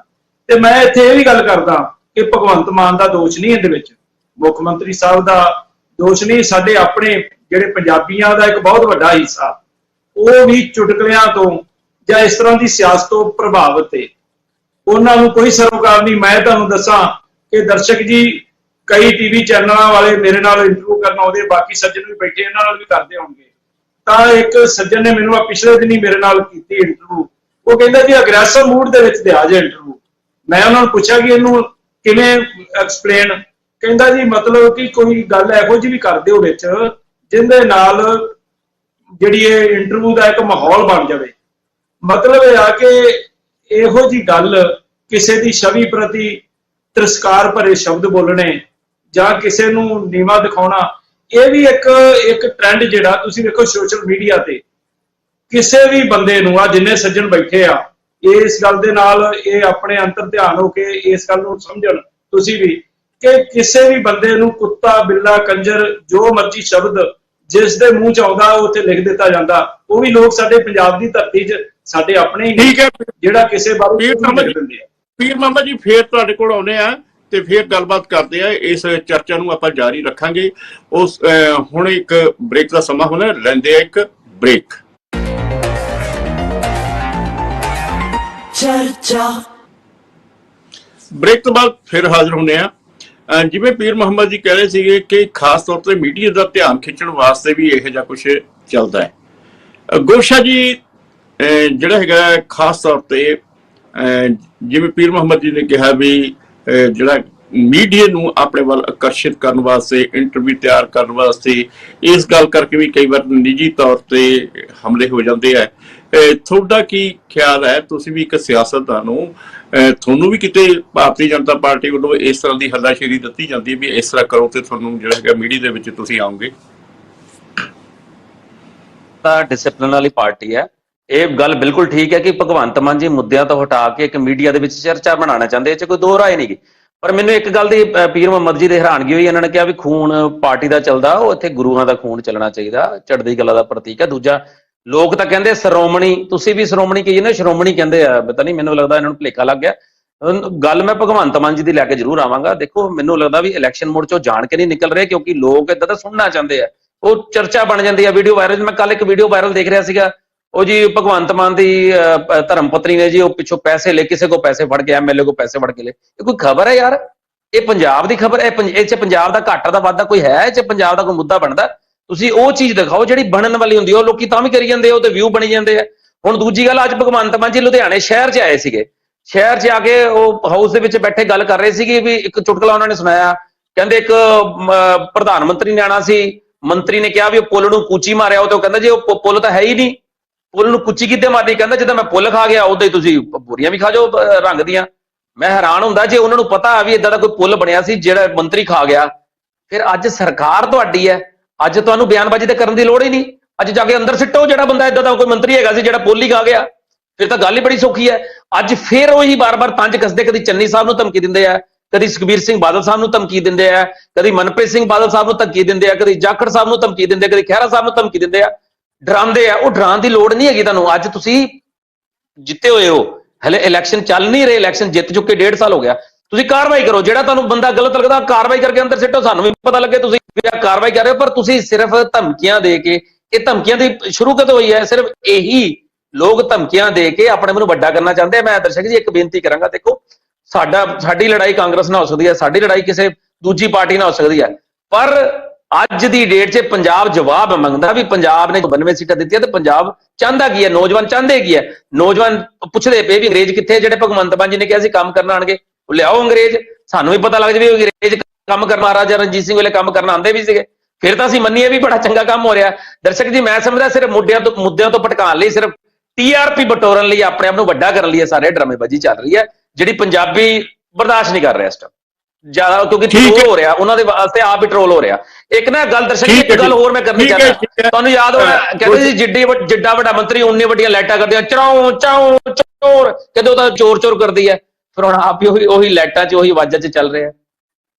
ਠੀਕ ਹੈ ਜੀ, ਠੀਕ ਹੈ। ਗੱਲ ਇਹ ਹੈ ਕਿ ਆਪਾਂ ਇਹ ਨਾ ਕਰੀਏ ਕਿ ਸਿਰਫ ਭਗਵੰਤ ਮਾਨ ਜਾਂ ਆਮ ਆਦਮੀ ਪਾਰਟੀ ਦੇ ਲੋਕ ਹੀ ਇਸ ਤਰੀਕੇ ਨਾਲ ਤੰਜ਼ ਕੱਸਦੇ ਆ ਜਾਂ ਨਿੱਜੀ ਤੌਰ ਤੇ ਹਮਲੇ ਕਰਦੇ ਆ। ਇਹੋ ਜਿਹੇ ਜਿਹੜੇ ਹੈ ਹਮਲੇ ਕਾਂਗਰਸ ਵੱਲੋਂ ਵੀ ਹੁੰਦੇ ਆਏ ਆ, ਅਕਾਲੀ ਦਲ ਵੱਲੋਂ ਵੀ ਹੁੰਦੇ ਆਏ ਆ, ਤੇ ਹੋਰਨਾਂ ਪਾਰਟੀਆਂ ਵੱਲੋਂ ਵੀ, ਭਾਜਪਾ ਵੱਲੋਂ ਵੀ ਹੁੰਦੇ ਆਏ ਆ। ਸੁਖਦੇਵ ਜੀ, ਤੇ ਇਹ ਜਿਵੇਂ ਕਿ ਇੱਕ ਗੱਲ ਜਿਹੜੀ ਹੈ ਕਿ ਸਿਰਫ ਤੇ ਸਿਰਫ ਇਸ ਤਰ੍ਹਾਂ ਦੀ ਜਿਹੜੀ ਨਿੱਜੀ ਤੌਰ ਤੇ ਆਪਾਂ ਕਿਰਦਾਰ ਕੋਸ਼ਿਸ਼ ਕੀਤੀ ਜਾਂਦੀ ਹੈ, ਉਹਦੇ ਪਿੱਛੇ ਵੀ ਇੱਕ ਕਾਰਨ ਇਹ ਦੱਸਿਆ ਜਾ ਰਿਹਾ ਵੀ ਮੀਡੀਆ ਦਾ ਧਿਆਨ ਖਿੱਚਣ ਵਾਸਤੇ ਤਾਂ ਨਹੀਂ ਇਹੋ ਜਿਹਾ ਹੁੰਦਾ ਹੈਗਾ ਕੁਝ? ਦੇਖੋ ਗੱਲ ਇੱਕ ਹੈ ਦਰਸ਼ਕ ਜੀ, ਵੀ ਮੀਡੀਆ ਦਾ ਧਿਆਨ ਤਾਂ ਤੁਸੀਂ, ਮੈਂ ਕਹਿੰਦਾ ਇੱਕ ਸਮੇਂ ਲਈ ਖਿੱਚ ਵੀ ਲਵੋਗੇ, ਪਰ ਉਹਦਾ ਫਾਇਦਾ ਤਾਂ ਕੋਈ ਨਹੀਂ ਹੁੰਦਾ। ਇਹ ਆਪਾਂ ਨੂੰ ਇੱਕ ਮਾਨਸਿਕ ਤੌਰ ਦੇ ਉੱਤੇ, ਆਪਾਂ ਮਾਨਸਿਕ ਰੋਗੀ ਵਾਲਾ ਕੰਮ ਹੈ ਇਹ, ਵੀ ਅਸੀਂ ਮੀਡੀਆ ਦਾ ਧਿਆਨ ਖਿੱਚ ਲਿਆ। ਦੇਖੋ ਮੀਡੀਆ ਦਾ ਰੋਲ ਜਿਹੜਾ ਹੈਗਾ, ਲੋਕ ਵੀ ਸਮਝਦੇ ਆ, ਕੰਸਟਰਕਟਿਵ ਹੁੰਦਾ। ਜੇ ਤੁਹਾਨੂੰ ਇੱਕ ਕੋਈ ਮੀਡੀਆ ਹਾਊਸ ਦਿਖਾ ਵੀ ਦੇਊਗਾ ਮਾੜਾ ਮੋਟਾ ਇਹੋ ਜਿਹਾ ਕੁਛ ਸ਼ੋਸ਼ੇਬਾਜ਼ੀ, ਮੇਰੇ ਖਿਆਲ ਦੇ ਵਿੱਚ ਬਹੁਤਾ ਦਿਨੋਂ ਗੱਲ ਚੱਲਣੀ ਨਹੀਂ। ਮੈਂ ਦੇਖੋ ਪਤਾ ਕੀ ਹੈਗਾ, ਜੇ ਮੁੱਦਿਆਂ ਦੀ ਕਰੀਏ, ਮੈਂ ਕਹਿੰਦਾ ਅਸੀਂ ਗੁਆਂਢ 'ਚ ਝਾਕ ਲਈਏ ਨਾ। ਤੁਸੀਂ ਕੱਲ ਦੇਖੋ ਕੀ ਹੋਇਆ ਗੁਆਂਢ ਦੇ ਵਿੱਚ, ਸਾਡੇ ਕਾਂਗਰਸ ਦੀ ਸਰਕਾਰ ਹੈ, ਸੈਂਟਰ ਦਾ ਵਜ਼ੀਰ ਆਉਂਦਾ, ਆਪੋਜੀਸ਼ਨ ਦਾ ਲੀਡਰ ਨਾਲ ਬੈਠਦਾ, ਉਹ ਉੱਥੋਂ ਦਾ ਮੁਲਾਂਕਣ ਕਰਦੇ ਆ ਵੀ ਉੱਥੇ ਪਾਣੀ ਜਿਹੜਾ ਬਰਸਾਤਾਂ ਦੇ ਪਾਣੀ ਨਾਲ ਜਾਂ ਹੜ੍ਹਾਂ ਨਾਲ ਜਾਂ ਉੱਥੇ ਕਿੰਨਾ ਨੁਕਸਾਨ ਹੋਇਆ, ਔਰ ਫੌਰੀ ਤੌਰ ਦੇ ਉੱਤੇ ਸੈਂਟਰ ਦਾ ਵਜ਼ੀਰ 400 ਕਰੋੜ ਦੇ ਵੀ ਜਾਂਦਾ, ਚਾਹੇ ਨੁਕਸਾਨ ਬਹੁਤ ਜ਼ਿਆਦਾ ਹੈ। ਪਰ ਦੇਖੋ ਗੱਲ ਇੱਕ ਹੈ, ਉਹ ਜੇ ਉਹ ਰਲ ਕੇ ਚੱਲੇ ਤਾਂ ਫੌਰੀ ਤੌਰ ਤੇ ਕੁਝ ਤਾਂ ਮਿਲਿਆ ਨਾ। ਜੇ ਮੈਂ ਕਹਿੰਦਾ ਕਹਿੰਦੇ ਸਾਡਾ 5000 ਕਰੋੜ ਦਾ ਨੁਕਸਾਨ ਹੈ, 400 ਕਰੋੜ ਉਹਨੂੰ ਫੌਰੀ ਤੌਰ ਤੇ ਮਿਲ ਗਿਆ, ਉਹਦਾ ਫਾਇਦਾ ਤਾਂ ਹੁੰਦਾ। ਪਰ ਉਹ ਹੋਇਆ ਕਿਵੇਂ? ਮੁੱਖ ਮੰਤਰੀ ਵੀ, ਲੀਡਰ ਆਫ ਆਪੋਜੀਸ਼ਨ ਵੀ, ਤੇ ਸੈਂਟਰ ਦਾ ਵਜ਼ੀਰ ਵੀ। ਦੇਖੋ ਜਦੋਂ ਤੱਕ ਤੁਸੀਂ ਆਪੋਜੀਸ਼ਨ ਨੂੰ ਰਿਸਪੈਕਟ ਨਹੀਂ ਦਿਓਗੇ, ਆਪੋਜੀਸ਼ਨ ਨੂੰ ਤੁਸੀਂ ਇਹ ਸਮਝੋਗੇ ਵੀ ਇਹ ਤਾਂ ਕੁੱਤੇ ਬਿੱਲੇ ਹੈ, ਫਿਰ ਉਦੋਂ ਤਾਂ ਦੇਖੋ ਸੂਬੇ ਦਾ ਭਲਾ ਹੋਣ ਵਾਲਾ ਨਹੀਂ ਹੈ। ਜਿਹੜਾ ਸੂਬੇ ਦਾ ਅਸੀਂ ਭਲਾ ਕਰਨਾ ਹੈ, ਸਾਨੂੰ ਕਲੈਕਟਿਵਲੀ ਚੱਲਣਾ ਪਊਗਾ, ਸਾਰਿਆਂ ਨੂੰ ਨਾਲ ਲੈ ਕੇ ਚੱਲਣਾ ਪਊਗਾ। ਪਾਰਟੀ ਛੋਟੀ ਵੱਡੀ ਨਾ ਦੇਖੋ। ਜਦੋਂ ਅਸੀਂ ਆਪਦੇ ਸ਼ਬਦਾਂ ਦੀ ਚੋਣ, ਸ਼ਬਦਾਵਲੀ ਦੀ ਚੋਣ ਗਲਤ ਕਰਾਂਗੇ, ਅਸੀਂ ਜਦੋਂ ਗਵਰਨਰ ਦੇ ਲੈਟਰ ਨੂੰ ਲਵ ਲੈਟਰ ਕਹਾਂਗੇ, ਮੇਰੇ ਖਿਆਲ ਦੇ ਵਿੱਚ ਉਸ ਟਾਈਮ ਦੇ ਉੱਤੇ ਅਸੀਂ ਜਿਹੜਾ ਹੈਗਾ ਸੂਬੇ ਦਾ ਕੋਈ ਹਿੱਤ ਨਹੀਂ ਦੇਖ ਰਹੇ। ਹਾਂ, ਅਸੀਂ ਆਪਦੀ ਮਾਨਸਿਕਤਾ ਨੂੰ ਜ਼ਰੂਰ ਜਿਹੜਾ ਦਰਸਾ ਰਹੇ ਹਾਂ, ਔਰ ਮਾਨਸਿਕ ਤੌਰ ਤੇ ਖੁਸ਼ ਹੋ ਲੈਂਦੇ ਹਾਂ ਵੀ ਮੈਂ ਦੇਖਿਆ ਅੱਜ ਚੱਕ ਤੇ ਫੱਟੇ, ਅੱਜ ਮੈਂ ਸਿੱਧੂ ਠੋਕਤਾ, ਅੱਜ ਮੈਂ ਗਵਰਨਰ ਠੋਕਤਾ, ਅੱਜ ਮੈਂ ਰਾਜਾ ਵੜਿੰਗ ਠੋਕਤਾ। ਪਰ ਉਹਦੇ ਨਾਲ ਬਣਨਾ ਤਾਂ ਕੁਛ ਨਹੀਂ ਨਾ। ਕੀ ਨਿਕਲੂਗਾ ਅਲਟੀਮੇਟਲੀ? ਤੁਹਾਨੂੰ ਮਾਨਸਿਕ ਤੌਰ ਤੇ 2 ਮਿੰਟ ਦੀ ਖੁਸ਼ੀ, 4 ਦੋਸਤਾਂ 'ਚ ਬੈਠ ਕੇ ਹਾਸਾ ਠੱਠਾ, ਇਦੋਂ ਤੱਕ ਕੁਝ ਨਹੀਂ ਨਿਕਲਣਾ। ਇਸ ਕਰਕੇ ਅੱਜ ਸੂਬੇ ਨੂੰ ਜਿਹੜੀ ਲੋੜ ਹੈ, ਸੂਬਾ ਬੜੀ ਕ੍ਰਿਟੀਕਲ ਸਟੇਜ ਚੋਂ ਨਿਕਲ ਰਿਹਾ ਹੈ। ਸੂਬੇ ਦੀ ਆਰਥਿਕਤਾ ਥੱਲੇ ਨੂੰ ਜਾ ਰਹੀ ਹੈ। ਦੇਖੋ ਆਰਥਿਕਤਾ ਸਾਡੀ ਇੰਨੀ ਮਾੜੀ ਨਹੀਂ ਸੀ ਜਿੰਨੀ ਹੁਣ ਹੋਰ ਜ਼ਿਆਦਾ ਹੋ ਰਹੀ ਹੈ। ਲੋਕਾਂ ਦੇ ਮੁੱਦੇ ਜਿਉਂ ਦੀ ਤਿਉਂ ਖੜੇ ਨੇ, ਚਾਹੇ ਉਹ ਮੁਲਾਜ਼ਮਾਂ ਦੇ ਮੁੱਦੇ ਹੋਣ, ਚਾਹੇ ਉਹ ਦੁਕਾਨਦਾਰਾਂ ਦੇ ਮੁੱਦੇ ਹੋਣ, ਚਾਹੇ ਉਹ ਕਿਸਾਨਾਂ ਦੇ ਸਭ ਤੋਂ ਵੱਧ ਮੁੱਦੇ ਖੜੇ ਨੇ। ਜਿੰਨੇ ਸਾਡੇ ਮੁੱਦੇ ਨੇ ਪੰਜਾਬ ਦੇ, ਔਰ ਉਹ ਸਾਰੇ ਜਿਉਂ ਦੀ ਤਿਉਂ ਖੜੇ ਨੇ, ਔਰ ਉਹ ਨਿਗਾਰ ਵੱਲ ਜਾ ਰਹੇ ਨੇ। ਉਹ ਕਿਤੇ ਉਹਨਾਂ ਨੂੰ ਕੋਈ ਅਸੀਂ ਹਲਾਰਾ ਨਹੀਂ ਮਿਲ ਰਿਹਾ ਵੀ ਉਹਨਾਂ ਨੂੰ ਬਹੁਤ ਵੱਡਾ ਹਲਾਰਾ ਮਿਲ ਰਿਹਾ, ਉਹਨਾਂ ਨੂੰ ਜਿਹੜਾ ਹੈਗਾ ਕਿਸਾਨੀ ਬਹੁਤ ਉੱਪਰ ਜਾ ਰਹੀ ਹੈ, ਜਾਂ ਮੁਲਾਜ਼ਮਾਂ ਦਾ ਜਿਹੜਾ ਅਸੀਂ ਜੀਵਨ ਪੱਧਰ ਬਹੁਤ ਉੱਚਾ ਚੱਕਤਾ। ਇਹ ਕੁਛ ਹੋ ਨਹੀਂ ਰਿਹਾ ਜਿਹੜਾ ਕਿ ਹੋਣਾ ਚਾਹੀਦਾ। ਠੀਕ ਹੈ ਸੁਖਦੇਵ ਜੀ ਨੇ, ਤੁਸੀਂ ਸ਼ਬਦਾਵਲੀ ਚੰਗੀ ਰੱਖ ਲੋਗੇ, ਚੋਣ ਸਹੀ ਕਰ ਲੋਗੇ, ਮੇਰੇ ਖਿਆਲ ਦੇ ਵਿੱਚ ਇਦੋਂ ਵਧੀਆ ਪੋਲਿਟਿਕਸ ਕਰ ਸਕਦੇ ਹੋ। ਜੋ ਕਰ ਸਕਦੇ ਹੋ ਕਹੋ। ਸੁਖਦੇਵ ਜੀ ਨੇ ਇੱਕ ਗੱਲ ਵਧੀਆ ਕੀਤੀ ਹੈ ਕਿ ਜੇਕਰ ਅਸੀਂ ਪੰਜਾਬ ਨੂੰ ਕਿਸੇ ਵਧੀਆ ਜਾਂ ਪੰਜਾਬ ਦਾ ਭਵਿੱਖ ਸੁਨਹਿਰਾ ਕਰਨਾ, ਜਾਂ ਪੰਜਾਬ ਦੇ ਵਿੱਚ ਵਿਕਾਸ ਕਰਨਾ, ਤਾਂ ਜਿਹੜੀ ਵਿਰੋਧੀ ਧਿਰ ਦਾ ਸਤਿਕਾਰ ਕਰਨਾ ਬਹੁਤ ਜ਼ਰੂਰੀ ਹੈ। ਉਸ ਨੂੰ ਮਤਲਬ ਅਣਗੌਲਿਆ ਨਹੀਂ ਕੀਤਾ ਜਾਣਾ ਚਾਹੀਦਾ। ਸੰਧੂ ਸਾਹਿਬ, ਤੇ ਤੁਸੀਂ ਸੁਖਦੇਵ ਸਿੰਘ ਜੀ ਦੀ ਗੱਲ ਦੇ ਨਾਲ ਸਹਿਮਤ ਹੋ ਕਿ ਜਿਹੜਾ ਵਿਰੋਧੀ ਧਿਰ ਹੈ ਉਸ ਨੂੰ ਸਤਿਕਾਰ ਮਾਣ ਦਿੱਤਾ ਜਾਣਾ ਚਾਹੀਦਾ ਹੈ? ਸੁਖਦੇਵ ਜੀ ਨੇ ਵੀ, ਦੂਜੇ ਬੁਲਾਰਿਆਂ ਨੇ ਵੀ ਜੋ ਕਿਹਾ ਹੈ, ਜਿੰਨੀ ਦੇਰ ਵਿਰੋਧੀ ਧਿਰ ਤੁਹਾਡੀ ਸਟਰੋਂਗ ਹੈ, ਉਨੀ ਦੇਰ ਸਰਕਾਰ ਕੰਮ ਕਰੇਗੀ। ਹੁਣ ਸਰਕਾਰ ਕੀ ਕਰ ਰਹੀ ਹੈ? ਵਿਰੋਧੀ ਧਿਰ ਨਾਲ ਇਸ ਤਰ੍ਹਾਂ ਦਾ ਬਿਹੇਵ ਕਰ ਰਹੀ ਹੈ ਕਿ ਉਹਨਾਂ ਨੂੰ, ਜਿਵੇਂ ਸੁਖਦੇਵ ਜੀ ਕਹਿ ਰਹੇ ਨੇ ਵੀ ਕੁੱਤੇ ਬਿੱਲੇ ਸਮਝਿਆ ਜਾਂਦਾ। ਕਿਵੇਂ ਆਪਾਂ ਜਿਹੜੇ ਵਿਧਾਨ ਸਭਾ ਦੇ ਸੈਸ਼ਨ ਨੇ, ਇਜਲਾਸ ਨੇ, ਉਹਨਾਂ ਦੇ ਵਿੱਚ ਦੇਖਿਆ ਭਗਵੰਤ ਮਾਨ ਜੀ ਦੀ ਜਿਹੜੀ ਬੋਲੀ ਕਿਸ ਤਰ੍ਹਾਂ ਦੀ ਸੀ, ਚਾਹੇ ਉਹ ਖਹਿਰਾ ਸਾਹਿਬ ਦੇ ਖਿਲਾਫ ਹੋਏ, ਚਾਹੇ ਕਿਸੇ ਹੋਰ ਆਪੋਜੀਸ਼ਨ ਦੇ ਖਿਲਾਫ ਹੋਏ। ਦੂਜੀ ਗੱਲ, ਮੈਂ ਵਰਿੰਦਰ ਸ਼ਰਮਾ ਜੀ ਕਹਿ ਰਹੇ ਸੀ ਆਲ ਪਾਰਟੀ ਮੀਟਿੰਗ ਸੱਦ ਕੇ ਇਹਨਾਂ ਨੂੰ ਕਹਿਣਾ ਚਾਹੀਦਾ ਹੈ ਵੀ ਅਸੀਂ ਕਿਸੇ ਤਰ੍ਹਾਂ ਦੀ ਜਿਹੜੀ ਭੱਦੀ ਸ਼ਬਦਾਵਲੀ ਜਾਂ ਨਿੱਜੀ ਹਮਲੇ ਨਹੀਂ ਕਰਨੇ ਚਾਹੀਦੇ, ਨਹੀਂ ਕਰਾਂਗੇ। ਉਹ ਆਲ ਪਾਰਟੀ ਮੀਟਿੰਗ ਨਹੀਂ, ਉਹ ਇਹਨਾਂ ਨੂੰ ਆਪਣੇ ਵਿਧਾਇਕਾਂ ਨੂੰ, ਆਪਣੇ ਮੰਤਰੀਆਂ ਨੂੰ ਸੱਦ ਕੇ, ਆਮ ਆਦਮੀ ਪਾਰਟੀ ਵਾਲਿਆਂ ਨੂੰ, ਕਿਉਂਕਿ ਸ਼ੁਰੂਆਤ ਇਹਨਾਂ ਵੱਲੋਂ ਹੁੰਦੀ ਹੈ। ਵਿਰੋਧੀ ਫਿਰ ਵੀ ਸੁਲਝੇ ਹੋਏ ਨੇ, ਪ੍ਰਤਾਪ ਸਿੰਘ ਬਾਜਵਾ ਵਰਗੇ ਲੀਡਰ ਨੇ, ਸੁਖਦੇਵ ਆਪਣਾ ਖਹਿਰਾ ਸਾਹਿਬ ਨੇ, ਸਿੱਧੂ ਸਾਹਿਬ ਨੇ, ਨਵਜੋਤ ਸਿੰਘ ਸਿੱਧੂ ਨੇ, ਰਾਜਾ ਵੜਿੰਗ ਨੇ, ਚਾਹੇ ਬੀਜੇਪੀ ਵਾਲੇ ਨੇ, ਚਾਹੇ ਅਕਾਲੀ ਦਲ ਵਾਲੇ ਨੇ, ਉਹ ਫਿਰ ਵੀ ਵਿਧਾਨ ਸਭਾ ਦੇ ਵਿੱਚ ਉਹਨਾਂ ਨੇ 2-2 3-3 ਜਿਹੜੇ ਆਪਣੇ ਐਮਐਲਏਸ਼ਿਪ ਕੱਟੀਆਂ ਹੋਈਆਂ ਨੇ। ਜਿਹੜੇ ਅੱਜ ਕੱਲ ਦੇ ਐਮਐਲਏ ਨਵੇਂ ਬਣੇ ਨੇ, ਦੇਖੋ ਕੋਈ ਪੱਤਰਕਾਰਾਂ ਨੂੰ ਭੈਣਾ ਮਾਵਾਂ ਦੀਆਂ ਸ਼ਰੇਆਮ ਗਾਲਾਂ ਕੱਢ ਰਿਹਾ ਹੈ, ਕੋਈ ਕਿਸੇ ਤਰ੍ਹਾਂ ਦਾ ਕੁੜੀਆਂ ਨਾਲ ਸ਼ੋਸ਼ਣ ਕਰ ਰਿਹਾ ਹੈ, ਕੋਈ ਕਿਸੇ ਤਰ੍ਹਾਂ ਦੀ ਆਪਣਾ ਪੱਤਰਕਾਰਾਂ ਦੀ ਮਾਰ ਕੁਟਾਈ ਕਰ ਰਿਹਾ ਹੈ। ਸੋ ਇਹ ਜਿਹੜੀ ਇਹਨਾਂ ਨੂੰ ਮੀਟਿੰਗ ਕਰਨੀ ਚਾਹੀਦੀ ਹੈ ਨਾ, ਉਹ ਆਪਣੇ ਵਿਧਾਇਕਾਂ ਨੂੰ ਸੱਦ ਕੇ ਤੇ ਉਹਨਾਂ ਦੇ ਨਾਲ ਇਹਨਾਂ ਨੂੰ ਆਪ ਇੱਕ ਵਿਚਾਰ ਚਰਚਾ ਕਰਨੀ ਚਾਹੀਦੀ ਵੀ ਜੇ ਪੰਜਾਬ ਦੇ ਲੋਕਾਂ ਨੇ ਸਾਨੂੰ ਚੁਣਿਆ ਹੈ ਤੇ ਇਹਦਾ ਮਤਲਬ ਅਸੀਂ ਇਹ ਨਹੀਂ ਵੀ ਅਸੀਂ ਉਹਨਾਂ ਦੇ ਬੌਸ ਬਣ ਗਏ ਆ। ਇਹ ਜਦੋਂ ਇਲੈਕਸ਼ਨ ਲੜਨ ਤੋਂ ਪਹਿਲਾਂ ਤਾਂ ਇਹ ਕਹਿੰਦੇ ਸੀ ਅਸੀਂ ਸੇਵਾਦਾਰ ਨੌਕਰ। ਸੋ ਇਹਨਾਂ ਨੂੰ ਲੋਕਾਂ ਦੇ ਸੇਵਾਦਾਰ ਬਣ ਕੇ ਰਹਿਣਾ ਚਾਹੀਦਾ, ਨਾ ਕਿ ਇਹਨਾਂ ਨੂੰ ਲੁੱਟ ਖਸੁੱਟ ਜਾਂ ਲੇਡੀਜ਼ ਦਾ ਸ਼ੋਸ਼ਣ ਜਾਂ ਗੰਦੀਆਂ ਗਾਲਾਂ ਪਬਲਿਕਲੀ ਕੱਢਣੀਆਂ। ਕਿਉਂਕਿ ਅੱਜ ਕੱਲ ਸੋਸ਼ਲ ਮੀਡੀਆ ਦਾ ਜ਼ਮਾਨਾ, ਹਰ ਹੱਥ ਦੇ ਵਿੱਚ ਫੋਨ ਹੈ, ਅਗਲਾ ਮਿੰਟ 'ਚ ਕੱਢਦਾ, ਰਿਕਾਰਡਿੰਗ ਕਰ ਲੈਂਦਾ ਹੈ। ਸੋ ਇਹਨਾਂ ਨੂੰ ਆਪ ਵਿਚਾਰ ਕਰਨਾ ਚਾਹੀਦਾ, ਆਤਮ ਚਿੰਤਨ ਕਰਨਾ ਚਾਹੀਦਾ ਹੈ ਕਿ ਅਸੀਂ ਇੰਨਾ ਕੁ ਜਿਹੜਾ ਮਿਆਰ ਹੈ ਆਪਣਾ ਨਾ ਡਿੱਗੀਏ। ਚਲੋ ਮੁੱਦੇ ਤਾਂ ਬਾਅਦ ਦੀ ਗੱਲ ਹੈ, ਜਿਹੜੇ ਇਹਨਾਂ ਦੇ ਐਮਐਲਏਆਂ ਦਾ ਇੰਨਾ ਮਿਆਰ ਗਿਰਿਆ ਹੋਇਆ ਹੈ ਜਾਂ ਇਹਨਾਂ ਦੇ ਹੋਰ ਜਿਹੜੇ ਪਾਰਟੀ ਦੇ ਨੁਮਾਇੰਦੇ ਨੇ ਵੀ ਉਹਨਾਂ ਦੀ ਹਰ ਦੂਜੇ ਦਿਨ ਕੋਈ ਖਬਰ ਆ ਜਾਂਦੀ ਹੈ। ਆ 2 ਦਿਨ ਰੁਕ ਜਾਓ, ਪਟਿਆਲੇ ਤੋਂ ਵੀ ਇੱਕ ਵੀਡੀਓ ਆਡੀਓ ਵਾਇਰਲ ਹੋ ਜਾਣੀ ਹੈ, ਸਾਡੇ ਕੋਲ ਤਾਂ ਪਹੁੰਚ ਚੁੱਕੀ ਹੈ, ਜਿਹਦੇ ਵਿੱਚ ਇੱਥੋਂ ਦੇ ਜਿਹੜੇ ਬਲਾਕ ਪ੍ਰਧਾਨ ਨੇ ਉਹ ਲੇਡੀਜ਼ ਨਾਲ ਇੰਨੀ ਭੱਦੀ ਸ਼ਬਦਾਵਲੀ 'ਚ ਗੱਲਾਂ ਬਾਤਾਂ ਕਰ ਰਹੇ ਨੇ ਤੇ ਉਹਨਾਂ ਨੂੰ ਕਹਿ ਰਹੇ ਨੇ ਜੇ ਐਮਸੀ ਦੀ ਟਿਕਟ ਚਾਹੀਦੀ ਹੈ ਤਾਂ ਤੂੰ ਫਲਾਣੇ ਨਾਲ ਸੈਟਿੰਗ ਕਰ ਲੈ, ਫਲਾਣੇ ਨਾਲ। ਸੋ ਇਹ ਜਿਹੀਆਂ ਜਿਹੜੀਆਂ ਨੇ ਨਾ, ਉਹ ਇਹਨਾਂ ਨੂੰ ਜਦੋਂ ਇੱਕ ਅਹੁਦੇ ਤੇ ਪਹੁੰਚ ਜਾਣ, ਸੋ ਉਹ ਜਿਹੜੇ ਇਹਨਾਂ ਦੇ ਅਹੁਦੇਦਾਰ ਨੇ ਉਹ ਇਹ ਸੋਚਦੇ ਨੇ ਜੇ ਭਗਵੰਤ ਮਾਨ ਸਾਹਿਬ ਇਹ ਜੀ ਬੋਲੀ ਬੋਲ ਸਕਦੇ ਨੇ, ਨਿੱਜੀ ਹਮਲੇ ਕਰ ਸਕਦੇ ਨੇ, ਤੇ ਸ਼ਾਇਦ ਸਾਨੂੰ ਵੀ ਛੋਟ ਹੈ। ਸੋ ਭਗਵੰਤ ਮਾਨ ਸਾਹਿਬ ਨੂੰ ਇੱਕ ਵਾਰ ਫਿਰ ਮੈਂ ਦੁਹਰਾਉਣਾ ਚਾਹਾਂਗਾ, ਜਿਹੜੀ ਕੁਰਸੀ ਤੇ ਲੋਕਾਂ ਨੇ ਬਿਠਾਇਆ ਹੈ ਉਹਦੇ ਮਿਆਰ ਦਾ ਧਿਆਨ ਰੱਖਣਾ ਚਾਹੀਦਾ, ਉਹਦੀ ਗਰਿਮਾ ਦਾ ਤੇ ਉਹਦੀ ਇੱਜ਼ਤ ਦਾ ਧਿਆਨ ਰੱਖਣਾ ਚਾਹੀਦਾ। ਲੀਡਰਾਂ ਨੂੰ ਜਿਹੜਾ ਹੈਗਾ ਸੰਜਮ ਤੋਂ ਕੰਮ ਲੈਣਾ ਚਾਹੀਦਾ ਹੈ। ਤੇ ਇਹਦੇ ਨਾਲ ਜਿਵੇਂ ਗੱਲ ਇਹ ਵੀ ਹੋਈ ਹੈ ਕਿ ਵਿਰੋਧੀ ਧਿਰ ਦਾ ਵੀ ਮਾਣ ਸਤਿਕਾਰ ਹੋਣਾ ਚਾਹੀਦਾ ਹੈ। ਵਰਿੰਦਰ ਜੀ, ਤੁਸੀਂ ਸਾਰੀ ਗੱਲਬਾਤ ਸੁਣੀ, ਸ਼ੁਰੂਆਤ ਤੁਸੀਂ ਕੀਤੀ ਸੀਗੀ ਤੇ ਇਸ ਚਰਚਾ ਦੀ ਸ਼ੁਰੂਆਤ ਦੇ ਵਿੱਚ ਤੁਸੀਂ ਇਹ ਦੱਸਿਆ ਸੀ ਵੀ ਇਹ ਕੁਝ ਹੋਣਾ ਚਾਹੀਦਾ। ਇਸ ਤੋਂ ਬਾਅਦ ਅਖੀਰਲੇ ਸ਼ਬਦ ਤੁਹਾਡੇ ਨੇ ਕਿ ਇਹ ਸਾਰੀ ਸਿਆਸਤ ਕਿੱਧਰ ਨੂੰ ਜਾ ਰਹੀ ਹੈ ਤੇ ਕਿੱਧਰ ਨੂੰ ਜਾਣੀ ਚਾਹੀਦੀ ਹੈ। ਇਹ 2 ਗੱਲਾਂ ਮੈਂ ਬਹੁਤ ਜ਼ਰੂਰੀ ਕਰਨੀਆਂ ਨੇ। ਪਹਿਲਾ ਆਰਟਿਸਟ ਨਹੀਂ ਹੈਗਾ ਜਿਹੜਾ ਮੁੱਖ ਮੰਤਰੀ ਬਣਿਆ ਹੈ।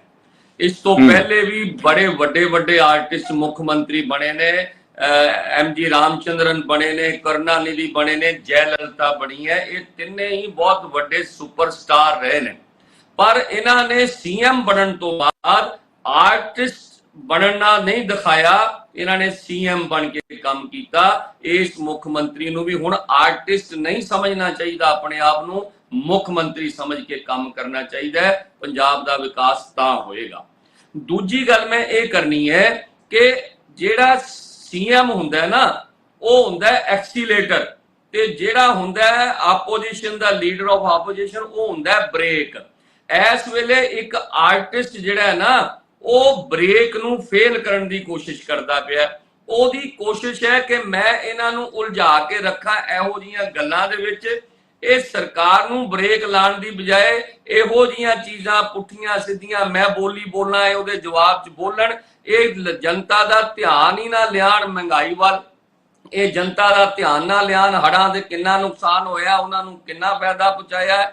ਇਹ ਕਿਸੇ ਐਸੇ ਪਾਸੇ ਜਨਤਾ ਨੇ ਆਪੋਜੀਸ਼ਨ ਨੂੰ ਦੱਸਣਾ ਚਾਹੀਦਾ ਸੀ ਅੱਜ ਕਿ ਇਹਨਾਂ ਨੇ ਪੰਜਾਬ ਦੇ ਅੰਦਰ ਪੈਟਰੋਲ ਦੇ ਰੇਟ ਮਹਿੰਗੇ ਕਰ ਦਿੱਤੇ ਨੇ। ਇਸ ਗੱਲ ਤੇ ਆਪੋਜੀਸ਼ਨ ਨੇ ਕੋਈ ਰੌਲਾ ਨਹੀਂ ਪਾਇਆ। ਜਿਹੜੇ ਮਸਲੇ ਜਨਤਾ ਦੇ ਨੇ ਉਹਨਾਂ ਨੂੰ ਚੁੱਕਣ ਦੀ ਬਜਾਏ ਭਗਵੰਤ ਮਾਨ ਜਦੋਂ ਕੋਈ ਪੁੱਠੀ ਸਿੱਧੀ ਗੱਲ ਕਰਦਾ ਹੈ, ਇਹ ਪੁੱਠੀ ਸਿੱਧੀਆਂ ਗੱਲਾਂ ਕਰਨੀਆਂ ਸ਼ੁਰੂ ਕਰ ਦਿੰਦੇ ਨੇ।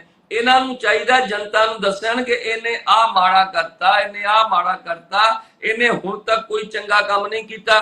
ਦੇਖੋ ਉਹਨਾਂ ਨੂੰ ਇਲੈਕਸ਼ਨ ਨਜ਼ਰ ਆ ਰਹੇ ਨੇ, ਕਾਰਪੋਰੇਸ਼ਨਾਂ ਦੇ ਇਲੈਕਸ਼ਨ ਵੀ ਹੋਣੇ ਨੇ, ਲੋਕ ਸਭਾ ਵੀ ਹੁਣ ਜ਼ਿਆਦਾ ਦੂਰ ਨਹੀਂ ਹੈਗੀ। ਉਹ ਚਾਹੁੰਦੇ ਹੀ ਨਹੀਂ ਕਿ ਜਨਤਾ ਦੇ ਜਿਹੜੇ ਮੁੱਦੇ ਨੇ ਉਹਨਾਂ ਨੂੰ ਆਪੋਜੀਸ਼ਨ ਜਨਤਾ ਦੇ ਸਾਹਮਣੇ ਲਿਜਾਵੇ।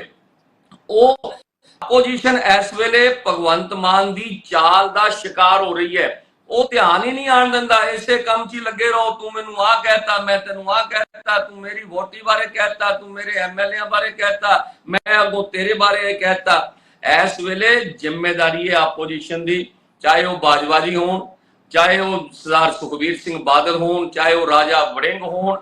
ਜਿਹੜੀ ਆਪੋਜੀਸ਼ਨ ਹੈਗੀ ਹੈ ਇਸ ਵੇਲੇ, ਹੁਣ ਸੁਨੀਲ ਜਾਖੜ ਜੀ ਨੇ, ਪ੍ਰਧਾਨ ਨੇ ਬੀਜੇਪੀ ਦੇ, ਉਹਨਾਂ ਦੀ ਵੀ ਬਹੁਤ ਵੱਡੀ ਜ਼ਿੰਮੇਵਾਰੀ ਹੈ। ਇਸ ਵੇਲੇ ਸਰਕਾਰ ਜੋ ਗਲਤ ਕਰ ਰਹੀ ਹੈ ਉਹਨੂੰ ਲੈ ਕੇ ਜਾਓ ਤੁਸੀਂ ਅੱਗੇ। ਜੇ ਉਹ ਕੋਈ ਐਸੀ ਗੱਲ ਕਰਦਾ ਵੀ ਹੈ ਜਿਹੜੀ ਭੈੜੀ ਹੈ, ਆਪੋਜੀਸ਼ਨ ਉਹਨੂੰ ਇਗਨੋਰ ਕਰਕੇ ਜੇ ਉਹਦੀਆਂ ਉਹ ਚੀਜ਼ਾਂ ਜਿਹੜੀਆਂ ਗਲਤ ਨੇ ਉਹਨਾਂ ਨੂੰ ਅੱਗੇ ਲੈ ਕੇ ਆਵੇ ਤੇ ਆਪਣੇ ਆਪ ਇੱਕ ਤਾਂ ਲੋਕਾਂ ਨੂੰ ਪਤਾ ਲੱਗ ਜਾਏਗਾ, ਦੂਜਾ ਭਗਵੰਤ ਮਾਨ ਜਾਂ ਉਹਦੀ ਪਾਰਟੀ ਦੇ ਲੋਕਾਂ ਨੂੰ ਪਤਾ ਲੱਗ ਜਾਏਗਾ ਕਿ ਠੀਕ ਹੈ ਵਰਿੰਦਰ ਜੀ, ਕਾਮਯਾਬ ਨਹੀਂ ਹੋਣ। ਵਰਿੰਦਰ ਜੀ, ਤੁਸੀਂ ਇੱਕ ਬਹੁਤ ਹੀ ਵਧੀਆ ਗੱਲ ਦੱਸੀ ਹੈ ਕਿ ਜਿਹੜੀ ਵਿਰੋਧੀ ਧਿਰਾਂ ਦਾ ਕੰਮ ਇਹ ਹੈ ਕਿ ਜਨਤਾ ਦੇ ਜਿਹੜੇ ਮੁੱਦੇ ਨੇ ਉਹ ਸਰਕਾਰ ਤੱਕ ਪਹੁੰਚਾਉਣ, ਜਾਂ ਉਹਨਾਂ ਮੁੱਦਿਆਂ ਨੂੰ ਉਠਾਉਣ। ਇਸ ਗੱਲ ਕਰਕੇ ਜਿਹੜੀ ਸੱਤਾਧਾਰੀ ਪਾਰਟੀ ਆ ਉਸ ਵੱਲੋਂ ਜਾਣਬੁੱਝ ਕੇ ਇਹਨਾਂ ਨੂੰ ਉਲਝਾਇਆ ਜਾ ਰਿਹਾ ਹੈ ਤੇ ਉਹਨਾਂ ਦੇ ਖਿਲਾਫ ਕੁਛ ਨਾ ਕੁਛ ਸ਼ੋਸ਼ੇਬਾਜ਼ੀ ਛੱਡ ਦਿੱਤੀ ਜਾਂਦੀ ਹੈ ਤੇ ਉਹ ਮੀਡੀਆ ਦੇ ਵਿੱਚ ਵਾਇਰਲ ਹੋ ਜਾਂਦੀ ਹੈ ਤੇ ਉਸ ਦੇ ਉੱਤੇ ਚਰਚਾ ਚੱਲਦੀ ਜਾ ਰਹੀ ਹੈ, ਜਿਵੇਂ ਆਪਾਂ ਵੀ ਅੱਜ ਚਰਚਾ ਕਰ ਰਹੇ ਹਾਂ। ਖੈਰ, ਇਹ ਹੈ ਕਿ ਇਹ ਜੋ ਕੁਛ ਵੀ ਚੱਲ ਰਿਹਾ ਹੈ ਉਹਦੇ ਵਿੱਚ ਜਿਹੜੇ ਮੁੱਦੇ ਨੇ ਲੋਕਾਂ ਦੇ ਉਹ ਜ਼ਰੂਰ ਸਾਹਮਣੇ ਆਉਣੇ ਚਾਹੀਦੇ ਆ, ਸਿਰਫ ਗਾਲੀ ਗਲੋਚ ਜਾਂ ਤੰਜ਼ਬਾਜ਼ੀ ਨਹੀਂ ਹੋਣੀ ਚਾਹੀਦੀ। ਵਰਿੰਦਰ ਜੀ, ਪੀਰ ਮੁਹੰਮਦ ਜੀ, ਸੁਖਦੇਵ ਸਿੰਘ ਜੀ ਤੇ ਗੋਸ਼ਾ ਜੀ, ਗੌਰਵ ਸੰਧੂ ਜੀ, ਤੁਸੀਂ ਸਾਰਿਆਂ ਨੇ ਆਪਣੇ ਆਪਣੇ ਤੌਰ ਤੇ, ਆਪਣੀ ਆਪਣੀ ਪਾਰਟੀ ਦੇ ਤੌਰ ਤੇ ਜਾਂ ਨਿਰਪੱਖਤਾ ਦੇ ਤੌਰ ਤੇ ਬਹੁਤ ਹੀ ਵਧੀਆ ਵਿਚਾਰ ਦਿੱਤੇ ਨੇ ਤੇ ਇਸ ਦੇ ਨਾਲ ਜਿਹੜਾ ਹੈਗਾ ਪੰਜਾਬ ਦੇ ਵਿੱਚ ਜਿਹੜਾ ਖਾਸ ਤੌਰ ਤੇ ਸਿਆਸਤ ਦੇ ਵਿੱਚ ਕੋਈ ਨਵੀਂ ਸੇਧ ਆਉਣ ਦੀ ਸੰਭਾਵਨਾ ਵੀ ਹੈ। ਇਸ ਦੇ ਨਾਲ ਸਾਡੇ ਜਿਹੜੇ ਬੁਲਾਰੇ ਆਏ ਨੇ ਉਹਨਾਂ ਦਾ ਵੀ ਧੰਨਵਾਦ, ਸਾਡੇ ਦਰਸ਼ਕਾਂ ਦਾ ਵੀ ਧੰਨਵਾਦ ਜਿਨ੍ਹਾਂ ਨੇ ਇਹ ਪ੍ਰੋਗਰਾਮ ਦੇਖਿਆ। ਤੇ ਅਸੀਂ ਵਾਰੀ-ਵਾਰੀ ਇਹ ਕਹਿੰਦੇ ਹੁੰਦੇ ਆ ਕਿ ਇਸ ਚਰਚਾ ਨੂੰ ਉਹ ਖੁਦ ਚਰਚਾ ਵੀ ਬਣਾਉਣਗੇ। ਕੱਲ ਨੂੰ ਕਿਸੇ ਹੋਰ ਮੁੱਦੇ ਨੂੰ ਲੈ ਕੇ ਤੁਹਾਡੇ ਸਾਹਮਣੇ ਰੂਬਰੂ ਹੋਵਾਂਗੇ। ਉਦੋਂ ਤੱਕ ਲਈ ਮੈਨੂੰ ਦਿਓ ਆਗਿਆ। ਸਤਿ ਸ੍ਰੀ ਅਕਾਲ। ਚਰਚਾ।